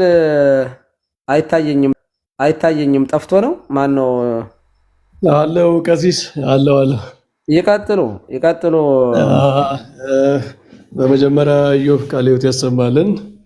ያው ታግሶ ሰው በምንም ኢንቴንሽን ይምጣ የእግዚአብሔርን ቃል አስተምሮ መሸኘት አንድ ትልቅ ከክርስቲያን የሚጠበቅ ነገር ነው። ምክንያቱም እሱ ብቻ አይደለም እዚህ ያለው በጣም ብዙ ሰው እያዳመጠ ስለሆነ እሱንም አስበው መልስ መስጠት ጥሩ ነው። ውሸቱ በጣም ነው የሚገርመው። እኔ አንዳንዴ ለአእምሮ የሚከብድ ውሸት ሲዋሽ ነው ሰው ሃይማኖተኛ እንደዚህ ያደርጋል እንዴ? ለእግዚአብሔር ሰው እንዴት እንደዚህ ያደርጋል? ለእግዚአብሔር ይዋሻል፣ ለእግዚአብሔር ያስመስላል ብዬ በጣም ነው የሚገርመኝ የማየው ነገር ማለት ነውና በዚህ መንገድ እግዚአብሔር የሚከብር አምላክ አለ ወይ? በጨለማ የሚሰበክ ብርሃን የለም። ጨለማ ከብርሃን ጋር ምን አንድነት አለው ነው የሚለው መጽሐፍ። ውሸት ጨለማ ነው። የሌለ ነገር አስመስሎ ማሳየት ጨለማ ነው እና ብዙ አይነት ጨለማ አለ እዛ ሰፈር። እንግዲህ እንደዚህ አይነት ውሸት ጨለማ ነው። በጣም ብዙ ፋላሲዎች አሉ። በስሜት ሲነገሩ እውነት የሚመስሉ ፋላሲዎች ከገባ ብላችሁ ስትመረምሯቸው ውሸት የሚሆኑት ግን ሲታዩ በቃ ጮኸው ስለሚናገሯቸው ምናምን እውነት የሚመስሉ ብዙ ውሸቶች አሉና እንግዲህ ከጨለማ በእውነቱ እግዚአብሔር ያውጣቸው ነው የምንለው። አንዱ ጨለማ ውሸት ነው፣ እንደዚህ መዋሸት። ግን እንደው ቅድም የተነሳው ጥያቄ ኢዮብን በደንብ መልሶበታል።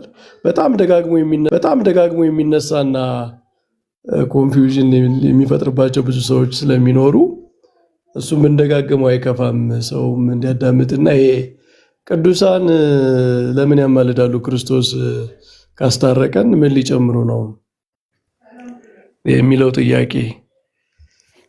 ቅዱሳን የሚያማልዱት ከክርስቶስ ለመጨመር ነው ወይ? ክርስቶስ ያልሰራው ነገር ኑሮ ወይም የክርስቶስ አስታራቂነት ከእግዚአብሔር ጋር ያቀረበን ማቅረብ የሚያንስ ኑሮ የሚጎድል ሆኖ ከሱ ላይ ለመጨመር ነው ወይ ካል እንደዛ አይደለም። እግዚአብሔር ለሰዎች ስራ ሲሰጥ እሱ የማይሰራው ነገር ሆኖ እሱ ከሱ ጎሎ ለመጨመር አይደለም። የቅዱሳን ምልጃ ቅድም ኢዮብ እንዳለው የፍቅር ነው። የቤተ ክርስቲያን አንድነት፣ የቅዱሳን አንድነት የሚገለጥበት ነው። የኮሚኒየን ኦፍ ሴይንትስ የቅዱሳን ህብረት ቤተ ክርስቲያን አንድ አካል መሆኗ የሚታወቅበት የሚገለጥበት ክርስቶስን የሚመስሉ አንዱ ለአንዱ ለመዳን የሚጨነቅ የሚያስብ የሚጸልይ ህብረት ያለበት መሆኑን የሚያሳይ ነው። የክርስቶስ ማስታረቅ፣ የክርስቶስ ቤዛነት፣ የክርስቶስ የክህነቱ ስራ ደግሞ የመስዋዕት ስራ ነው። እሱ በቅዱሳን የማይተካ እና ቅድም ኢዮብም እንዳለው የቅዱሳንን ምልጃ ራሱ ኢኔብል የሚያደርግ ነው። ምክንያቱም ቅዱሳን ሞገስ የሚያገኙት በክርስቶስ ስራ ነው። በክርስቶስ ስራ ሞገስ አግኝተው ነው የሚያማልዱት። በክርስቶስ የማያምን አማላጅ አለን እንዴ? በክርስቶስ የማያምን ቅዱስ ጋር ጸልይልን ማልድልን እንላለን እንዴ? ክርስቶስ ያዳነው በክርስቶስ ያመነ በክርስቶስ ማዳን የተጠቀመ በክርስቶስ ማዳን ሞገስ ያገኘ ሰው ነው ለሌላም ሰው የሚጸልየው ለራሱም የሚጸልየው እና ይሄ የሚጣላ አይደለም፣ እንደውም ተመጋጋቢ ነው። ቅዱስ ጳውሎስ ደግሞ የአንደኛ ጢሞቴዎስ ምዕራፍ 2 ላይ ሁለቱንም ገልጿል። ቅድም ኢዮብ ሲያሳይ የነበረው ጥቅስ ምልጃ ይደረግ፣ ጸሎት ይደረግ፣ ለሁሉም ለነገስታት ለምንም ሳይቀር ይደረግ አለና ከዛ ዝቅ ብሎ በሰውና በእግዚአብሔር መካከል አንድ መካከለኛ አለ፣ እሱም ሰው የሆነ ኢየሱስ ክርስቶስ ነው አለ። ይህንንም በቤዛነቱ አደረገ አለ። ስለዚህ ምልጃን የቅዱሳንን ምልጃ ከላይ አንስቶ የክርስቶስን ከታች ለምንድን ነው የክርስቶስን መካከለኝነት ቤዛነት ለምንድን ነው ያነሳው ካል ምልጃው ራሱ ፓወር የሚኖረው በክርስቶስ ነው እያለን ነው። ክርስቶስ እንደዚህ ስላደረገን አሁን አማልዱ እኮ ነው። ክርስቶስ ይህን ስለሰራ አሁን መጸለይ ይቻላል፣ አማለድ ይቻላል። ጸሎታችሁ ተሰሚ ሆኗል፣ የሚሰራ ሆኗል፣ እግዚአብሔር ፊት የሚቀርብ ሆኗል ነው። ስለዚህ እንደውም የአንዱ ምክንያት የክርስቶስ አስታራቂነት ቤዛነት የቅዱሳንን ምልጃ ፓወር የሚሰጥ ሞገስ እንዲያገኙ የሚያደርግ ያ ማዳን ነው። የሚቃረን ሳይሆን የሚመጋገብ ነው የሚለው ደጋግመን መናገር ስላለብን ነው። የቅዱሳን ምልጃ የፍቅር ነው። በቃ አንድ ሰው ለሌላ ሰው መዳን የሚጨነቅ ከሆነ ያንን በምንድን ነው የሚገልጸው? በመጸለይ ነው። ታዲያ በምን ይገልጸዋል? ባይናገረው እንኳ እኮ መዳን መፈለጉ በራሱ ጸሎት ነው። በልቡ ውስጥ ያለው ፍላጎት ጸሎት ነው። እከሌ ቢድን፣ እከሌ እግዚአብሔርን ቃል ቢሰማ፣ እከሌ ኃጢአቱን ንስሐ ቢገባ፣ ወደ እግዚአብሔር ቢቀርብ ብሎ ማሰብ መጨነቅ እኮ ያልተነገረ ጸሎት ነው። ስለዚህ ፍቅርን ነው የሚገልጸው። ቤተክርስቲያን በጸሎት በምልጃ አንድ የሆነች ህብረት ነች። አንዱ ለአንዱ የሚጨነቅበት የክርስቶስ ማዳን ደግሞ እዛ ላይ ከፍ ብሎ ለዚያ ሁሉ ብርሃን የሚሆን ኃይል የሚሰጥ ነው የሚለውን እሱን ለመጨመር ነው። ከዚህ ቅድም ኢዮብም ተናግሮታል፣ ብንደጋግመው አይከፋም በማለት በትክክል በጣም በጣም በጣም ጥሩ ነገር ነው። በነገራችን ላይ ምልጃ ለቅዱሳን በጣም ትንሽ ነገር ነው እኮ በጣም እባክህ ጌታ ሆይ ገሌን አስበው በምሕረትህ አስብልኝ ብሎ መጠየቅ ከዚያ ከፍ ሲል እኮ ሙት ማንሳት፣ ድውያንን መፈወስ፣ አጋንንትን ማውጣት ስልጣን ሰጥቶ የለ ጌታ እና ሙታንን ያስነሱ የለ ከመጠየቅ ያ ሙታንን በማስነሳት መጠየቅ አለበት። ምንም ጥያቄ የለውም። በስሙ ስለሆነ የሚያደርጉት እና ይሄንን ስልጣን የሰጠ ራሱ ነው፣ ባለቤቱ ነው። እና እኔ እዚያ ቤት መጽሐፍ ቅዱስ እንዴት እንደምትነበብ በጣም ነው እኮ የሚደንቃችሁ፣ በጣም ነው እኮ የሚገርማችሁ። እና በጣም ትልቅ ነገር አይደለም ለቅዱሳን ምልጃ። በነገራችን ላይ በጣም ትልቅ ነገር ደግሞ ከዚህ ሳረሰው አንድ ቅድም የታዘብኩት ነገር ይሄ ወንድማችን የመጽሐፍ ቅዱስ እውቀት ብዙ እንደሌለው ያሳያል። እንደው ስልጣን የተሰጣቸው በሐዋርያት ሥራ ላይ እንደተሰጣቸው አለ። ጀጅ ለማድረግ አይደለም፣ ምንም አለማወቅ ሰው እንዲማር ነው እንጂ ምንም ስድብም አይደለም። ማወቅ ነው ያለበት፣ መማር ነው ያለበት። ግን ለምሳሌ 4ቱ ነቢያት አለ። ከዛ ደግሞ ራዕየ ዮሐንስ ላይ ሲያሳየው ኢዮብ በጣም እንደ አዲስ ነው ሲያየ ነበረ ማለት ነው። እና እኔ በጣም የገረመኝ ሁሉንም ጥቅሶች ነው እንጂ መምህር ብዙ የማያውቅ ሰው ይኖራል። አለማወቅ አይደለም እሱ አያስገርምም። ግን ያንን ነገር እንኳ ሳያውቅ ሳይማር ይሄንን ኮንፊደንስ የት ነው ያገኘው? በጣም ማለት በቃ በጣም እንደዚህ በኢነርጂ ለመከራከር ምናምን መጥቶ የት ነው ያገኘው ስል እኔ አንድ በጣም ቤዚክ የሆነ በፕሮቴስታንት አካባቢ ያለ አንድ መሰረታዊ ችግር እንድናይ ያደርገናል ይሄ ነገር ማለት ነው። ምንድን ነው? በቃ የሆኑ መጽሐፍት ላይ መንጠልጠል ማለት ነው። በቃ የተወሰነ ነገር ከያዘ ሌላው መጽሐፍ ቅዱስ በቃ የሆነ ወደ ዳር ቢሆንም ችግር የሌለው አይነት ነው። አብዛኞቹ እንደዛ ነው። ነገራችን ላይ በጣም አዋቂ የምትሏቸው እንኳ ሮሜና ገላትያ ላይ ነው። እነሱን ሊሸመድዷቸው ይችላሉ። እዛ አካባቢ ያሉ ጥቅሶች የታወቁ ጥቅሶች አሉ። ዕብራውያን 7 እንደዚህ ምን ቆጥራቸው ጥቅሶች ማለት ነው። ከዛ ውጭ ግን መጽሐፍ ቅዱስ በጣም ብዙ መጽሐፍ ነው እና አንዳንድ ጥቅሶችን ብቻ ይዞ በእነሱ ላይ ተመስርቶ ሌላውን ነገር ወደ ጎን አድርጎ በዛ ላይ ደግሞ የሌለ ኮንፊደንስ ይዞ መነሳት ማለት ነው እና ይሄ በጣም በልጁ ላይ የሆነ ትልቅ ሲምፕተም ሆኖ አየነው እንጂ በሊቃውንቶቻቸው ደረጃ ራሱ ያለ ችግር ነው። ባይዘዌ በጣም መጽሐፍ ቅዱስ እናስተምራለን፣ ብዙ ነገር እናውቃለን። በቃ የመጽሐፍ ቅዱስን 10 ዓመት 20 ዓመት አንበነዋል የሚሉት ሰዎች ሳይቀሩ አብዛኛው ፎከሳቸው የመጽሐፍ ቅዱስ የሆነ ክፍል ላይ በተለይ ቅዱስ ጳውሎስ ላይ ከቅዱስ ጳውሎስም የተወሰነ ቦታ ላይ ነው። ሌላ ቦታ ላይ ወይ አያነቡትም ወይ ቢያነቡትም ዝም ብለው አንብበው ነው የሚያልፉት። ጠለቅ ብለው አይመረምሩትም። እንደ ምንድነው በጣም ፔሪፌሪያል የሆነ ወደ ጎን እንደሚባል ነገር ዝም ብሎ ዋና መልእክት ያልሆነ ነገር አድርገው ነው የሚያስቡት። ወንጌልን ጨምሮ 4ቱን ወንጌላት ጨምሮ ማለት ነው። እና ይሄ ችግር አሁን ልጁም ላይ በጣም ገዝፎ አየ ነው እንጂ በጣም ይሄ ፓራዳይም የሆነ ችግር ነው። እዛ ላይ ያለ ካታጎሪካል ፕሮብሌም ነው ብዬ ነው የማስበው። መጽሐፍ ቅዱስን የተወሰነ ቦታ ላይ የማየት እንደውም አንድ ሰው የጻፈው መጽሐፍ እያየው ነበረ። ምን ይላል? በቃ ሮሜ መልእክት አንድ ሰው ሮሜ መልእክት ካወቀ ሁሉንም መጽሐፍ ቅዱስ እንዳወቀ ቁጥር ነው። ሮሜ መልእክት ወንጌልን ይተረጉማል። ሮሜ መልእክት የሌሎቹን የጳውሎስ መልእክታት ይተረጉማል። የጳውሎስ መልእክታት ወንጌልን ይተረጉማሉ። ወንጌላት ኦሪትን ይተረጉማሉ ምናምን ይልና ስለዚህ መጨረሻ ላይ ጭማቂው ሮሜ ነው ማለት ነው። እና እዚያ የተወሰኑ ቦታዎች ላይ የተወሰኑ ጥቅሶች ላይ ብቻ መቆም ማለት ነው። እና ይሄ ምን ይፈጥራል? ቅድም ትላንትና አንድ ፕሮቴስታንት ወንድማችን እዚህ መካከል ሆኖ ሲል ነበር፣ አንድ ሰው በድንገት ከሮሜ መጀመሩን ትቶ ኤፌሶን ላይ ቢጀምር የጳውሎስን መልእክት ጉድ ይሆናል ማለት ነው። አይ የሚገርሞት ደግሞ መምህር ሮሜ ራሱ እኮ መዳን በእምነት ብቻ ጽድቅ በእምነት ነው የሚለውን የነሱ ትምህርት ኦፍ ኮርስ የነሱ አይደለም፣ ምንም ቃሉ የታመነ ነው። ግን ሮሜን ይጠቅሳሉ እንጂ ሮሜ 2 ስለ ስራ ነው የሚያወራው። በነገራችን ላይ 3 ነው አይደል? 3 እና እንዲያውም ይሄ መልካም ስራ ማሰሩ ከሆነ የዘላለም ሕይወት የላችሁም ነው የሚለው እዚያው ላይ አይደል? ሮሜ ላይ ነው። ሮሜማ እሱማ እኮ ሮሜንም እኮ በትክክል ተረድቶታል እያልን አይደለም? ከዚህ ሮሜማ እነ ጥምቀት ይዘደላሉ። ኧረ ደግሞ ሮሜ ላይ ቅዱስ ጳውሎስ ሮሜ ላይ ሚስ አንደርስታንድ የተደረገውን ያህል ሌላ ቦታ እኮ አልተደረገም በታምር። እንዲያውም አሁን ጽድቅ በእምነት እንጂ በስራ ምናምን የሚለውን የሮሜ መልእክት ሐሳቡ ከሕግ ጋር የተያያዘ ነው። እንዲያው እንደሚታወቀው የሮሜ መልእክት ሲጻፍ ከአይሁድና ከአሕዛብ የመጡ ክርስቲያኖች ነው፣ ለነሱ ነው ጳውሎስ የሚጽፈው። እና ኦሪት እንበለ እንትን ወንጌል እንበለ ኦሪት ጥምቀት እንበለ ግዝረት የሚሉ ነበሩ አይሁዳውያን። አረ እንደዚህ ያለ ነገር የለም፣ ክርክሮች ነበሩ። እና ሕግ ስራ ሰው በሕግ ስራ ይጸድቅ ምናምን ሲል አይ በሕግ ኦሪትን ጭምር ካልጨመራችሁ ግዝረትን ካልተጨመረበት ጥምቀት ብቻውን አያድንም አይነት ማለት ጥምቀት ትርጉም የለውም የሚሉ ሰዎች ለአይሁዳውያን ጭምር መልስ የተሰጠ ነው። እና የሕግ ስራ ራሱ የሚለው እዚያ ጋር ምንድን ነው? እንደ ኮንቴክስት የሚባል ነገር አይነበብም ወይ እዚያ ቤት?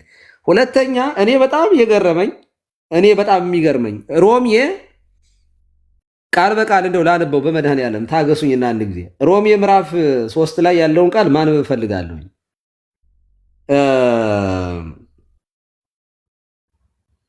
እሺ አረ 2 ላይ ሮሜ 2 ላይ እንዲህ ይላል፣ ስለዚህ አንተ የምትፈርድ ሰው ሁሉ ሆይ የምታመሃኘው የለህም፣ በሌላው በምትፈርድበት ነገር ራስን ትኮንናለህና አንተው ፈራጁ እነዚያን ታደርጋለህና እንደዚህም በሚያደርጉት ላይ የእግዚአብሔር ፍርድ እውነተኛ እንደሆነ እናውቃለን። አንተም እንደዚህ በሚያደርጉ የምትፈርድ ያንንም የምታደርግ ሰው ሆይ አንተ ከእግዚአብሔር ፍርድ የምታመልጥ ይመስልሃልን? ወይስ የእግዚአብሔር ቸርነት ወደ ንስሐ እንዲመራህ ሳታውቅ የቸርነቱንና የመቻሉን የትዕግስቱንም ባለጠግነት ትንቃለህን? ነገር ግን እንደ ጥንካሬህና ንስሐ እንደማይገባ ልብ አድርጉ። እንደ ጥንካሬህና ንስሐ እንደማይገባ ልብህ የእግዚአብሔር ቅን ፍርድ በሚገለጥበት በቁጣ ቀን ቁጣን በራስ ላይ ታከማቻለህ። በምንህ ንስሐ እንደማይገባ ልብህና እንደ ጥንካሬህ እርሱ ለእያንዳንዱ እንደ ስራው ያስረክበዋል ይላል። ቀጥሎ እርሱ እያንዳንዱ ልብ አድርጎ የሚያወራው ስለ ልብ ጥንካሬ ንስሐ ስላለ መግባት ነው የሚያወራው። አይ ይሄ ስራ እኮ እንደ እያንዳንዱ እንደ ስራው የሚለው እኮ እምነትን ነው ስራ ያለው እምነትን ነው የሚል አይነት ትርጉም ከመጣ አይደለም የሚለው ንስሐ ስለመግባት ስለ ልብ ጥንካሬ በሌላው ላይ ስለመፍረድ ንስሐ ስላለ መግባት ነው። የእግዚአብሔርን ቸርነት ወደ ንስሐ እንዲመራህ እያለ ነው የሚያወራው። ንስሐ መግባት እንግዲህ ምን እንደሆነ ግልጽ ነው አይደለ? ይህንና እያንዳንዱ እንደየስራው ያስረክባል። ወይፈድዮ ለኩሉ በከመ ምግባሩ በበጎ ስራ በመጽናት ይላል። ቀጥሎ በበጎ ስራ በመጽናት ምስጋናንና ክብርን የማይጠፋውንም ሕይወት ለሚፈልጉ የዘላለምን ሕይወት ይሰጣቸዋል። ለእነማን ነው? ምን ላደረጉ ነው የዘላለም ሕይወት የሚሰጣቸው? በበጎ ስራ በመጽናት። አሁንም የበጎ ስራ የተባለው እምነት ነው ሊል ይችላል አንድ ጴንጤ ቢመጣ። የሚያወራው ንስሐ ስለመግባት ስላለመግባት ነው። በሌላው ላይ ስለሚፈርዱ ሰዎች ነው። እንደዚህ የምታደርግ የእግዚአብሔርን ቸርነት ለምን ትንቃለህ እያለ ነው የሚያወራው። እና ይህንን የሚያክል ግድንግድ ስለ ስራ የሚያወራ ክፍል ትተው ዘለው እዚያ ቦታ ሲጥ ያውም ደግሞ የሕግ ስራ የሚለው ስለ ግዝረት የሚያወራ ቃል ማለት ነው። እና ቀጥሎ የሚለው ነገር አለ ለአመፃ በሚታዘዙ እንጂ ለእውነት በማይታዘዙትና በአድመኞች ላይ ግን ቁጣና መቅሰፍት ይሆንባቸዋል። ክፉውን በሚያደርግ ሰው ነፍስ ሁሉ መከራና ጭንቀት ይሆንበታል። አስቀድሞ በአይሁዳዊ ደግሞ በግሪክ ሰው እያለ ይቀጥላል። መምህር እንደው ሊቃውንት እዚህ ውስጥ ያላቸው ወንድሞች እህቶች፣ አሁን ይህንን መልእክት ከጴንጤ ሰምታችሁ ታውቃላችሁ? አሁን ስለዚህ ጉዳይ ጽድቅ በእምነት ብቻ ነው የሚለውን ጥቅስ ለመጥቀስ ሮሜን የሚጠቅሰው ይህንን ጥቅስ ከጴንጤ አፍ ሰምታችሁ ታውቃላችሁ? አሁን ይህንን አያውቁትም፣ እርግጠኛ ነኝ። አሁን የሚያስነብቧቸው ሁሉ አይመስለኝም። ሴሌክትድ የሆኑ መጽሐፍ ጥቅሶች አሉ፣ መጽሐፍ ቅዱስ ጥቅሶች አሉ። እነሱንም እኮ ኢየሱስ ጌታ ነው የሚለውን እኮ ባለፈው ልደት እኮ ሲጠይቅ እኮ ኢየሱስ ጌታ ነው፣ የት ላይ ነው ያለው? ኢየሱስ ጌታ ነው። እና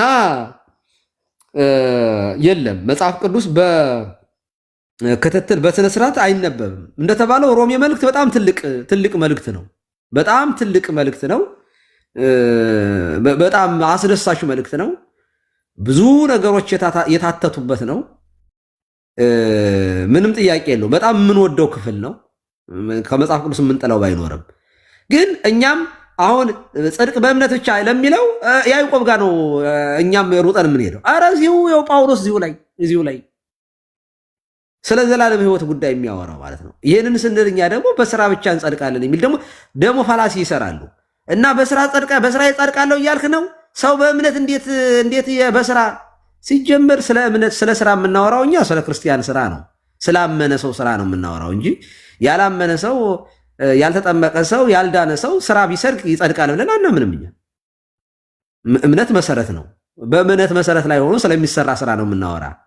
የዳነ ሰው ክርስቶስን ስለመምሰል፣ በክርስቶስ ያመነ ሰው ክርስቶስን በክርስቶስ መንገድ በመሄድ ከእርሱ በመማር የሚኖረውን ህይወት እያወራን እንጂ ጥምቀትም እኮ ያለ እምነት አይሆንም። ቅዱስ ቁርባንም እኮ ያለ እምነት አይሆንም። እምነትማ መሰረት እኮ ነው። እና ውሃው ብቻውን ይላል ቃሉ ነው እኮ ይላል። እና ድሮስ ቃሉ ነው ጭምር ነው እንጂ ውሃውማ ብቻውን እንዴት ይሆናል? ከቃሉ የተለየ ውሃ አለ? ያ ሁሉ ጸሎታችን፣ ያ ሁሉ የቅዳሴ አምልኮ ታዲያ ለምንድን ነው የምንጮኸው? ስመ እግዚአብሔር 10 ጊዜ ቅዳሴው ታዲያ ለምንድን ነው? ባዶ ህብስት ለማቅረብ ነው ያ ሁሉ ቅዳሴ የሚደረገው? እና እዚያ ቤት ማስተዋሉ ሆይ ወዴት አለሽ ለማለት ፈልጌ ነው። እኔ እንኳ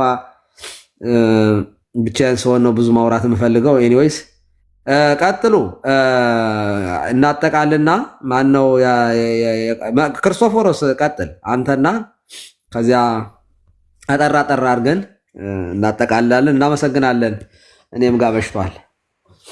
ክርስቶፎሮስ ቀሲሳይ ምናልባት ያልተባለ ነገር ብዙ አይኖርም። ኮሜንቱ በነገራችን ላይ ክርስቶፎሮስ ኮሜንቱ ለምንድን ነው ይታያል? አንተ ኮሜንቱ አለ ቀሲስ እርሶ ጋር እንትን ብሎ ነው። አይ ቲንክ ለኔ አይታየኝም። በቃ እሺ፣ ለእርሶ ነው፣ ለኛ ይታያል። እና ምንድነው ያው የዘብታችሁ እናንተ ጽፋላችሁ። ግሩም ነው። ኮሜንት ጾም ስለሆነ ኮሜንት ይጹሙ ብለን እኔን ሚዩት አድርጋችሁ። እሺ፣ ቲክቶክ ቀኖና ሰጥቶታል፣ የኮሜንት ቀን እና ምንድነው አይ ይሄ ፕሮቴስታንቱ ዓለም እኮ ያው ታወቃል፣ በለብ ዝም ብሎ የሆነችን ነገር ይዞ የመሮጥ ነገር ነው ያለ።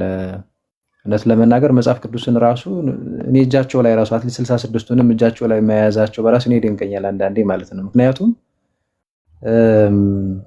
የተወሰኑ ጥቅሶችን የጠቃቅሱና ከዛ እዛ ላይ የራሳቸውን ግምትና ሐሳብ ነው ወይ ደስ እንዳላቸው እንደመሰላቸው ነው የሚሄዱት። አሁን ለምሳሌ ቅድም ኢዮባ ያንን ወንድም ሲጠይቀው የለም አለ።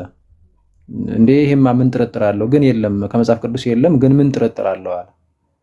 ስለዚህ አሁን መጽሐፍ ቅዱስን ሳይሆን ያስቀደመው ይሄ ወንድም የራሱን ግምት የራሱን ሐሳብ ነው። ይሄ ደግሞ በነገራችን ላይ ፕሮቴስታንቱ ዓለም የተመሰረተበት ትምህርቱን የመሰረተበት የእምነታቸው ምሰሶ ነው፣ ወይም ያ የእምነታቸው መሰረት ነው ማለት ይቻላል። የመሰለኝና ደሳለኝን አንዲት ቨርስ ይዛሉ ወይም ጥቂት እንትኖችን ጥቅሶችን፣ ከዛ በኋላ ትምህርት ይመሰርታሉ። ከዛ ውጭ መጽሐፍ ቅዱስን አያውቁት እንጂ እውነት ለመናገር አንዳንዴ እኮ በጣም የሚደንቀው ለምሳሌ እኔ በተደጋጋሚ ላለፉት 3 ዓመታት እዚህ ሚዲያው ላይ እንኳን ብቻ ባለው እኔ በጣም የሚደንቀኝ ጥምቀት ለመዳን አይሆንም ለማለት ያመና ይጠመቀ ይድናል የሚለውን ነው የሚጠቅሱ። በጣም የሚደንቀው ማለት ነው። ጥምቀት ለመዳን አይሆንም ለማለት ያመና ይጠመቀ ይድናል የሚለውን የማርቆስ 16:16 ላይ ያለውን ነው የሚጠቅሱ። ያውን በጣም ይደንቃል። በጣም ቅዱስ ቁርባን የጌታ ስጋና ደም አይደለም ለማለት ሂደው ቀጥታ የዮሐንስ ወንጌል ምዕራፍ 6ን አንዳንዴ ሊጠቅሱ ይችላሉ። አው ይጠቅሳሉ በእርግጥ እሱንም መዛ ላይ ግን ስናይ ግን ስጋዬን የሚበላ ደሜን የሚጠጣ የዘላለም ሕይወት አለ ይላል። ከዛ ውጪ የሚመጡት የሉቃስ ወንጌል ላይ ነው። ክርስቶስ ግን የሚለው ስጋዬ ነው ደሜ ነው የሚለው። ከዛ ደግሞ ይሄንን ለመታሰቢያ ያድርጉት ምኑን ስጋውን ደሙ። ስለዚህ ስጋውን ስንበላ ደሙን ስንጠጣ ክርስቶስን ስለኛ የከፈለውን ዋጋ መከራ ሞቱን እሱን እያሰብን ምንድነው እየኖር ነው እናስበዋለን ነው። ቀራንዮ ነው የምንገኘው። ምንበላውም ስጋና ደሙ ነው። ስጋዬ ነው ደሜ ነው የሚለው የትም ቦታ ላይ ማለት ነው። ግን ሄደው የሚጠቅሱት እሱን ነው። ለምን አያውቁትም? አያስተውሉትም። አንዳንዴ በጣም ነው የሚደንቀኝ። አይን እያላቸው ማያዩ፣ ጆሮ እያላቸው የማይሰሙ ተብሎ ለጣዖታት እንደተነገረው አንዳንዴ እንደዛ ይመስሉብኛልና እጅግ በጣም የሚደንቅ ነገር ነው። ለብዙ ነገሮች የሚጠቅሱት ራሳቸው የሚሸነፉበትን ራሳቸው ከመጽሐፍ ቅዱስ በተቃራኒ የቆሙበትን አይነት ጥቅስ ነው ኢቭን የሚጠቅሱት ማለት ነው። እና ይሄ ብዙ ጊዜ የምታዘበው ነገር ነውና እኔ እንደው ይሄ በግርግር የወጡ ናቸው ብዙዎቹ።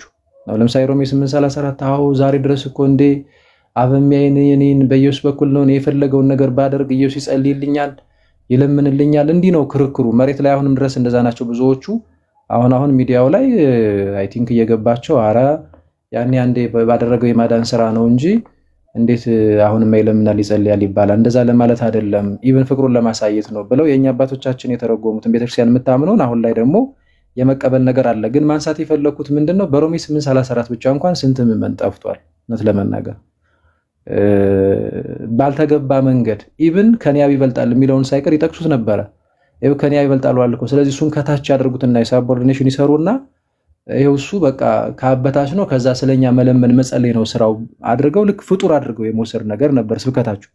በዚህ እድሜ እኔ በጣም በነገራችን የታዘብኩት ነው። እንግዲህ ሐዋሳ ወደ 6-7 ዓመት ቆይቻለሁ። ኦልሞስት 6 ዓመት ፐርፌክት ማለት ይቻላል እንደዛና በጣም የሚያጋጥመን ክርክር እንዲህ ያለ ነበር መሬት ላይ ማለት ነው። በጣም በቃ በተለይ ዩኒቨርሲቲ አካባቢ በነበርንበት ጊዜ አይ ቲንክ እዛ አካባቢ ያው ስለሚታወቁ ነው ቦታውን እሱን የጠቀስኩት እንጂ የትም ቦታ ላይ እንደዚህ አይነት ነገር ነው የሚያጋጥመው። እና ይህ ምንድነው አብዛኛው ሰው ዝም ብሎ ምንም ስለ ቤተክርስቲያን ምንም የሚያውቀው ነገር የለም። ስለዛ መተው የሆነ ነገር ይነግሩታል። ምናምነውንም ቀላቅለው ሲጀመር ከምናምነው እውነቱን አይናገሩም። አሁን እኛ ለምሳሌ ፕሮቴስታንቱን ዓለም ስንሞግት በሚያምኑት ነው። ለምሳሌ ጥምቀት አያድንም ይላሉ። ኢቭን ያድናል የሚሉትን መካነ ኢየሱስና ሉተራውያን እነሱን ሳንነካ ማለት ነው። ያው እነሱ አይ መካነ ኢየሱስ እኮ ጥምቀት ለመዳን አይሆንም ትላለች ብለን አንመጣም እንደሚሉ ስለምናቅ ማለት ነው።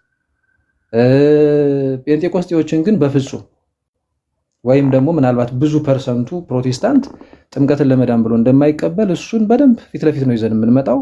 እነሱም አንቀበልም ብሎ ነው የሚከራከሩን። እኛ ጋር ሲመጣስ በቃ ማርያምን ታመልካላችሁ እንዴ እኛ እናመልክም እያልን የለም ታመልካላችሁ። እንዲህ አይነት ትግል ነው የገጠመን። በነገራችን ላይ ገብርኤልን ታመልካላችሁ፣ ታቦትን ታመልካላችሁ፣ 44 ታቦት ታመልካላችሁ። ኧረ እባካችሁን እንደዚህ የሚባል ነገር እኛ እናቅም የለም ታመልካላችሁ በቃ። ከዛ ደግሞ ኢየሱስ ክርስቶስ የፈጸመው የማዳን ስራ በቂ አይደለም ትላላችሁ። ለዛ ነው የቅዱሳን አማላጅ ናቸው የምትሉት በቂ አይደለም እያላችሁ ነው። ኧረ እኛ እንደሱ አንልም እባካችሁ፣ ከበቂ በላይ ነው እሱ። ያ አይገናኝም ሲጀምር ምልጃና የክርስቶስ የማዳን ስራ። አይ በቃ እንደዛ ማለታችሁን አንሰማችሁም። እና እንዲህ ባለ ድንቁርና ውስጥ ነው ያሉት እግዚአብሔር በሚያውቀው። እና ይሄ በጣም እኔ ብልህ የሆኑ ሰዎች እያመለጡ እየዳኑ ነው። አንዴ ነበር እንዴ ለካ ዝም ብለን ነው እንዴ የምንደናቆር ያለ ነው፣ ዝም ብለን ነው እንዴ ቤተክርስቲያንን ሳናቃት የወጣ ነው፣ ዝም ብለን ነው እንዴ በርግገን የወጣ ነው እያሉ ብዙዎች እየተመለሱ ነው። እግዚአብሔር በሚያውቀው ሚዲያ ላይ የማናመጣቸው ብዙ የሚመለሱ ሰዎች አሉ። ቀደም ኢዮባም ሲናገረው ነበር በልዩ ልዩ መንገድ ማለት ነው። ግዴታ በእኛ ብቻም አይደለም። እዚህ ባለ ነው ቤተክርስቲያን ብዙ በየዕለቱ በየትኛውም ማጥቢያ ብትሄዱ ተጠማቂ ሰው አይጠፋም አለ። እግዚአብሔር ይመስገን አሁን ትውልዱ እየነቃ ነው፣ እያነበበ ነው፣ እየበሰለ ነው። እና ጥሬውን ይወስዱታል፣ ብስሉ ደግሞ ይመጣል ወደኛ። ይሄ የታወቀ ነገር ነው። እና እኔ ቆም ብሎ ማመዛዘን ቢቻል ምናልባት አሁን ቅድም የገባው ወንድም ሌሎቻችሁም በእንደዚህ አይነት ሁኔታ ውስጥ ያላችሁ ከአጭበርባሪዎች ብትወጡ አሪፍ ነው። ይሸውዷችኋል። በዛም በዚህ ማምታተው ለማሳመን እናንተን ይጥራሉ አለማወቃችሁን ተጠቅመው። እና በእንደዚህ አይነት መንገድ በተለይ ይሄዳችሁ አሁን እንኳን ያን ያህል የሚሸወድ ያን ያህል የለም። ስለዚህ እኛ እንደው አትሊስት እዚህ መምህራኑን አባቶችን እኛን እየሰማ ማለት ነው ወይም የሚሰማ እንደዚህ ሚዲያው ላይ ያለው ነገር የሚከታተል ሰው እንደው ቢሞት አይሄድም ካልታመመ በስተቀር ሌላ ችግር ከሌለበት በስተቀር ማለት ነው። አትሊስት ግን ከአሁን በፊት ተደናግጦ የወጣ ሰው ግን ቆም ብሎ ቤተክርስቲያን ቢያንስ ማወቅ አለበት። ምንድነው ቤተክርስቲያን የምታስተምረው እንጂ አልፎ ሀጅ በሆነ ሰው ዝም ብሎ እስቲ ምንድነው የት አለ እስኪ የምታስተምረው ሲባል የለም። አሁን ባለፈው እኔ አንድ ወንድም ራሱ እዛ ፕሮቴስታንት ጋር ይችን ብዬ ልጨርስ አስረዘምኩ መስል ይቅርታ ሲናገር የሰማሁት ራሳቸው አሁን በጣም በቃ ይሸክካቸው መጥቷል ራሳቸው ላይ ማለት ነውና እንደዚህ ኢየሱስ ጌታ ነው ኢየሱስ ያድናል እያለ እየሰበከ አንዲት ሙስሊም እንደዚህ ንግግሩ ጆሮዋ ውስጥ በጣም ገባ ነገር እንዳለ ተመልሳ ሄዳ ፋርዘር ጠየቀችው አለ ፓስተሩን ማለት ነው መንገድ ላይ እየሰበከ እና ስትጠይቀው ከማስረዳት ይልቅ በቃ አደነቆራት አለ በቃ ኢየሱስ ያድናል ኢየሱስ ያድናል ኢየሱስ ያድናል ኢየሱስ ያድናል በቃ ይሄን ብቻ ነው መናገር የሚችለው ይሄ እብደት ነው በነገራችን ላይ አዎ ያድናል ግን በደንብ አርገ ፍንትው አርገ ስትጠይቅ ለጥያቄዋ ምላሽ ካልሰጠህ ይሄ እኮ በጣም ኢየሱስ ያድናል ያለ ዝም ብለህ ማደር ይሄ ስብከት ነው እንዴ ጠያቂ ፊት ለፊት መጥቶ እሺ ምን ማለት ነው እንዴት ነው እንደዛ ይሄስ ምንድነው ምናምን እያለ እየሞገተችው እየጠየቀችው የለም በቃ ይሄን ብቻ ነው የሚጮህ ይሄ በጣም የሚያሳዝን ነው በነገራችን ላይ እና እንደዚህ ባለ መደናቆር ውስጥ እንደዚህ ባለ እብደት ውስጥ እንዴ ሎጂካል እንኳን በሆነ መንገድ ባለሙ እንኳን እንዲህ አይደረግም በነገራችን ላይ አንድ ሰው ጥያቄ ሲጠይቅ ለጥያቄው ነው ምላሽ የሚሰጠው እና የሆነች የሚቀጣጥፉባት የሆነች ገንጥለው አመጣው ወደ ሐሳባቸው አስጠግተው የሚተረጉማት የሚፈቷት ሐሳብ ይዘው ብዙዎችን አስተው ሊሆን ይችላል ካሁን በፊት እንደዛ አለ ግን ብዙ ሰው ደግሞ አሁን ነቅቶ እየተመለሰ ነው እግዚአብሔር ይመስገንና እንዲህ ባለ ድቡሽት በሆነ ነገር ላይ ነው እምነታቸውን የመሰረቱት አሁን ተጋልጧል እግዚአብሔር በሚያውቀው የማጭበርበር የድራማ ነው የሚሰራው አሁን የወንድም የሆነ ዓመተ ምህረት ላይ ተቀብያለሁ ካለ ዛሬ ላይ ድራማ መስራቱ ምን አመጣው በጣም እኮ የሚደንቅ እኮ ነገር ነው ማለት ለጨካኞች ቤተክርስቲያን ሲሳደቡ ለሚውሉ ሰዎች በዚህ ልክ ግባት መሆን እነሱ መቼም ያንዴ ሞቱ ናቸው አሁን እሱ ቢያንስ እንዴት ቆም ማለት ይሳነዋል በርግጥ እኔ እንደ ይቅርታ አድርጉልኝና አንዳንዶቹ በዛም ተባለ በዚህ ሐሳብ ቢሰጣቸው የሚጠቀሙም አይደሉም እንደገና የሚብስባቸው ናቸውና እግዚአብሔር ልብ ይስጥልን ይሄንን ነው ማለት እንፈልገው ቀሲስ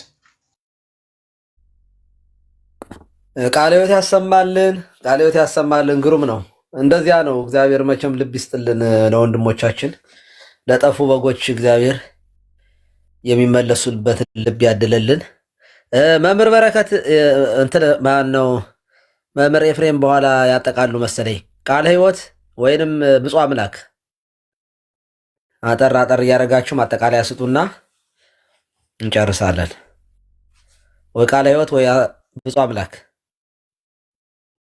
ቆይታችኋል እሺ ቀሲስዬ እግዚአብሔር ያክብርልን በድጋሜ መምህራኖቻችንን በእድሜ በጤና ይጠብቅልን ቃልዮትን ያሰማልን ስላገኘዋችሁ እጅግ በጣም ደስ ብሎኛል መምህር ኤፍሬም መምህር በረከት እንዲሁም ደግሞ ክርስቶፎሮስ እግዚአብሔር ያክብርልን እንደው ምናልባት እኔ ብዙም የምጨምረው ነገር የለም ግን እንደው ያካሄድ አስተያየት እንደው አከል ባደርግ ደስ ይለኛል ረጅም ሰዓትም ቁጭ ብለን እየተማርንም ስለነበረ በመምህራንና በወንድሞች ቢሆን ብዬ የምመኘውና የማስበው ነገር ለመናገር ነው ምክንያቱም እነዚህን የመሰሉ ታላላቅ የቤተክርስቲያን መምህራን በመካከላችን እስካሉ ድረስ ጊዜያችንን ተጠቅመንበት ከእነርሱ አንዳች የሆነ ፍሬ ያለው ነገር መማርና መያዝ ይገባናል ብዬ አምናለሁኝ ከዚህም አንፃር የሚገቡ የሌላ ቤተ እምነት ሰዎች ቅድም መምህር ኤፍሬም ደጋግመው እንደተናገሩት ጥያቄ ለመጠየቅ ከሆነ ግልጽ አድርገው ጥያቄ ለመጠየቅና ለመማር ነው ለውይይት ወይ ደግሞ ለሙግት ከሆነ ደግሞ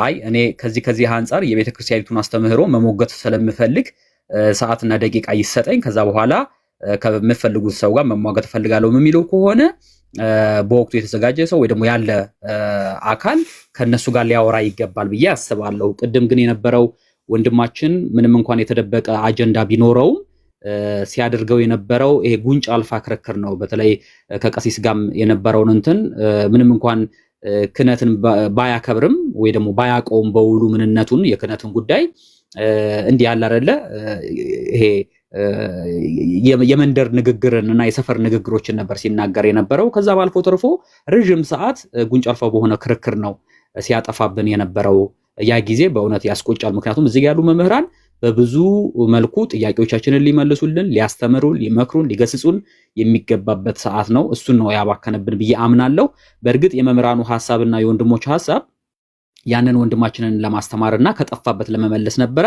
እርሱ ግን እንዲሁ ራንደምሊ ለማወቅ እንጂ ከዛኛው ካለሁበት ቤተ እምነት ወደዚህ ለመምጣት ወይም ወደ እውነት ለመምጣት አይደለም ስላለ ለወደፊቱ የሚገቡ የሌላ ቤተ እምነት ሰዎች ጥያቄ ያለኝ ካሉ በአጭር ደቂቃ ጥያቄዎችን ጠይቀው ከዛ ረጅም ሰዓት ጸጥ ብለው መምህራን የሚሰጡትን ምላሽ ሊያዳምጡ ይገባል ለሙግትም ከሆነ ደግሞ ወገባቸውን ጠበቅ አድርገው ሊገቡ ይገባል ብዬ አምናለሁ ከዛ ውጪ ቀሲስ እንግዲህ ጉንፋኑን ቀላል ያርግሎት ላለው አመሰግናለሁ። እግዚአብሔር ያክብርልኝ። እናመሰግናለን። ቃለ ሕይወት ያሰማልን። ቃለ ሕይወት ግሩም ነው። ብፁዕ አምላክ አቤት ቀሲስ ሁላችሁንም ቃለ ሕይወት ያሰማልን።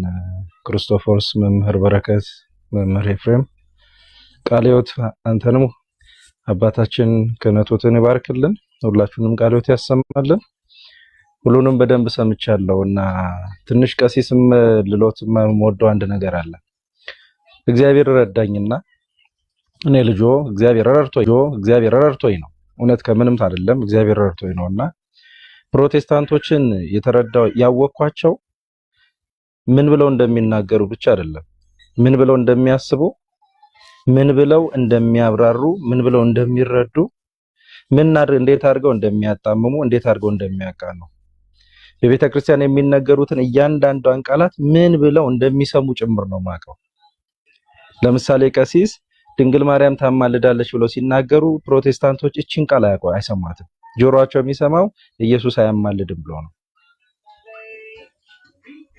ቅዱሳን አጋንንት ያወጣሉ የሚለውን ቃል እርሶ ሲናገሩ ጆሮአቸው እንዲቀበል የተደረገው ክርስቶስ አጋንንትን አያወጣም ወደሚል ነው የሚወስደው። ቀጥታ የኦርቶዶክስን ንግግር የኦርቶዶክሳውያንን ቃላት ቀጥታ ሳይሆን የሚቀበለው ጭንቅላታቸው አእምሯቸው ገልብጦ ነው የሚቀበልላቸው። ይሄ በቃ አንድ ጊዜ የተሰሩበት ስሪት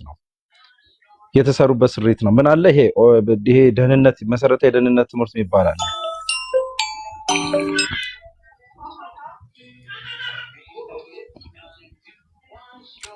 ስልክ ገባብኝ። መሰረታዊ የደህንነት ትምህርት የሚባል አለ። ቀሲስ ምንድነው የሚደረገው? አንድን ሰው ከኦርቶዶክስ ቤተክርስቲያን ከወሰዱት በኋላ ኦርቶዶክሳዊ ህሊናውን ፎርማት አድርገው ፕሮቴስታንታዊ ህሊና ነው ጭንቅላቱ ላይ እንዲጫን የሚደረገው። ኦርቶዶክሳዊ አስተሳሰቡን፣ መረዳቱን፣ አመለካከቱን፣ ኦርቶዶክሳዊ ስብዕናውን በሙሉ ፎርማት ይደረጋል። የመጀመሪያው ስራ እሱ ነው።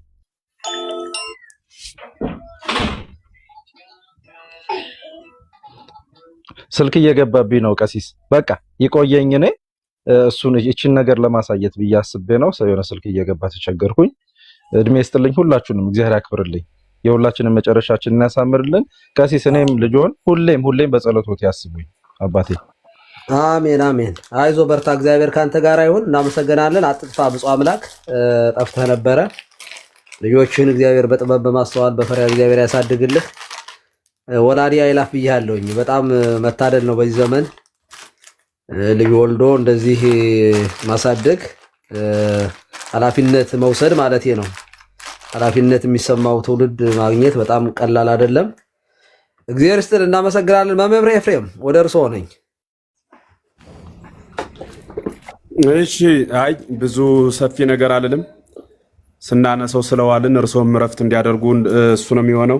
የዋልንበትን እግዚአብሔር የህይወት ያደርግልን። ከዚያ ውጪ የፕሮቴስታንቱ አካሄዳቸው እንግዲህ ረጅም ሰዓት አብረን ቆየን፣ ጸባያቸውን ለምደናቸዋል። መጽሐፍ ቅዱስ 66 ይባላል እንጂ አንድ እንኳን መጽሐፍ ቅዱስ አያምኑም፣ አልያዙም። ለእኛ መሞገቻ የምትሆነዋን ብቻ መርጠው የያዙ ናቸው ማለት ነው። ቤተ ክርስቲያንን ይነቅፋል ብለው ያሰቡትን ማለት ነው፣ እነሱ ያሰቡትን የያዙ ናቸውና ሰፊ ሀሳብ አልልም። ሲነገሩ የነበሩትን ሁሉ በደንብ መያዝ ነው ሊሆን የሚችለው። ከዚያ ውጪ የኛ ልጆች የሆናችሁ እንዲሁ ትናንት አንድ ቤት ገብቼ ባትሪ ዘግቶብኝ ነበር። በዚሁ አጋጣሚ ሀሳቡን ላስተላልፍና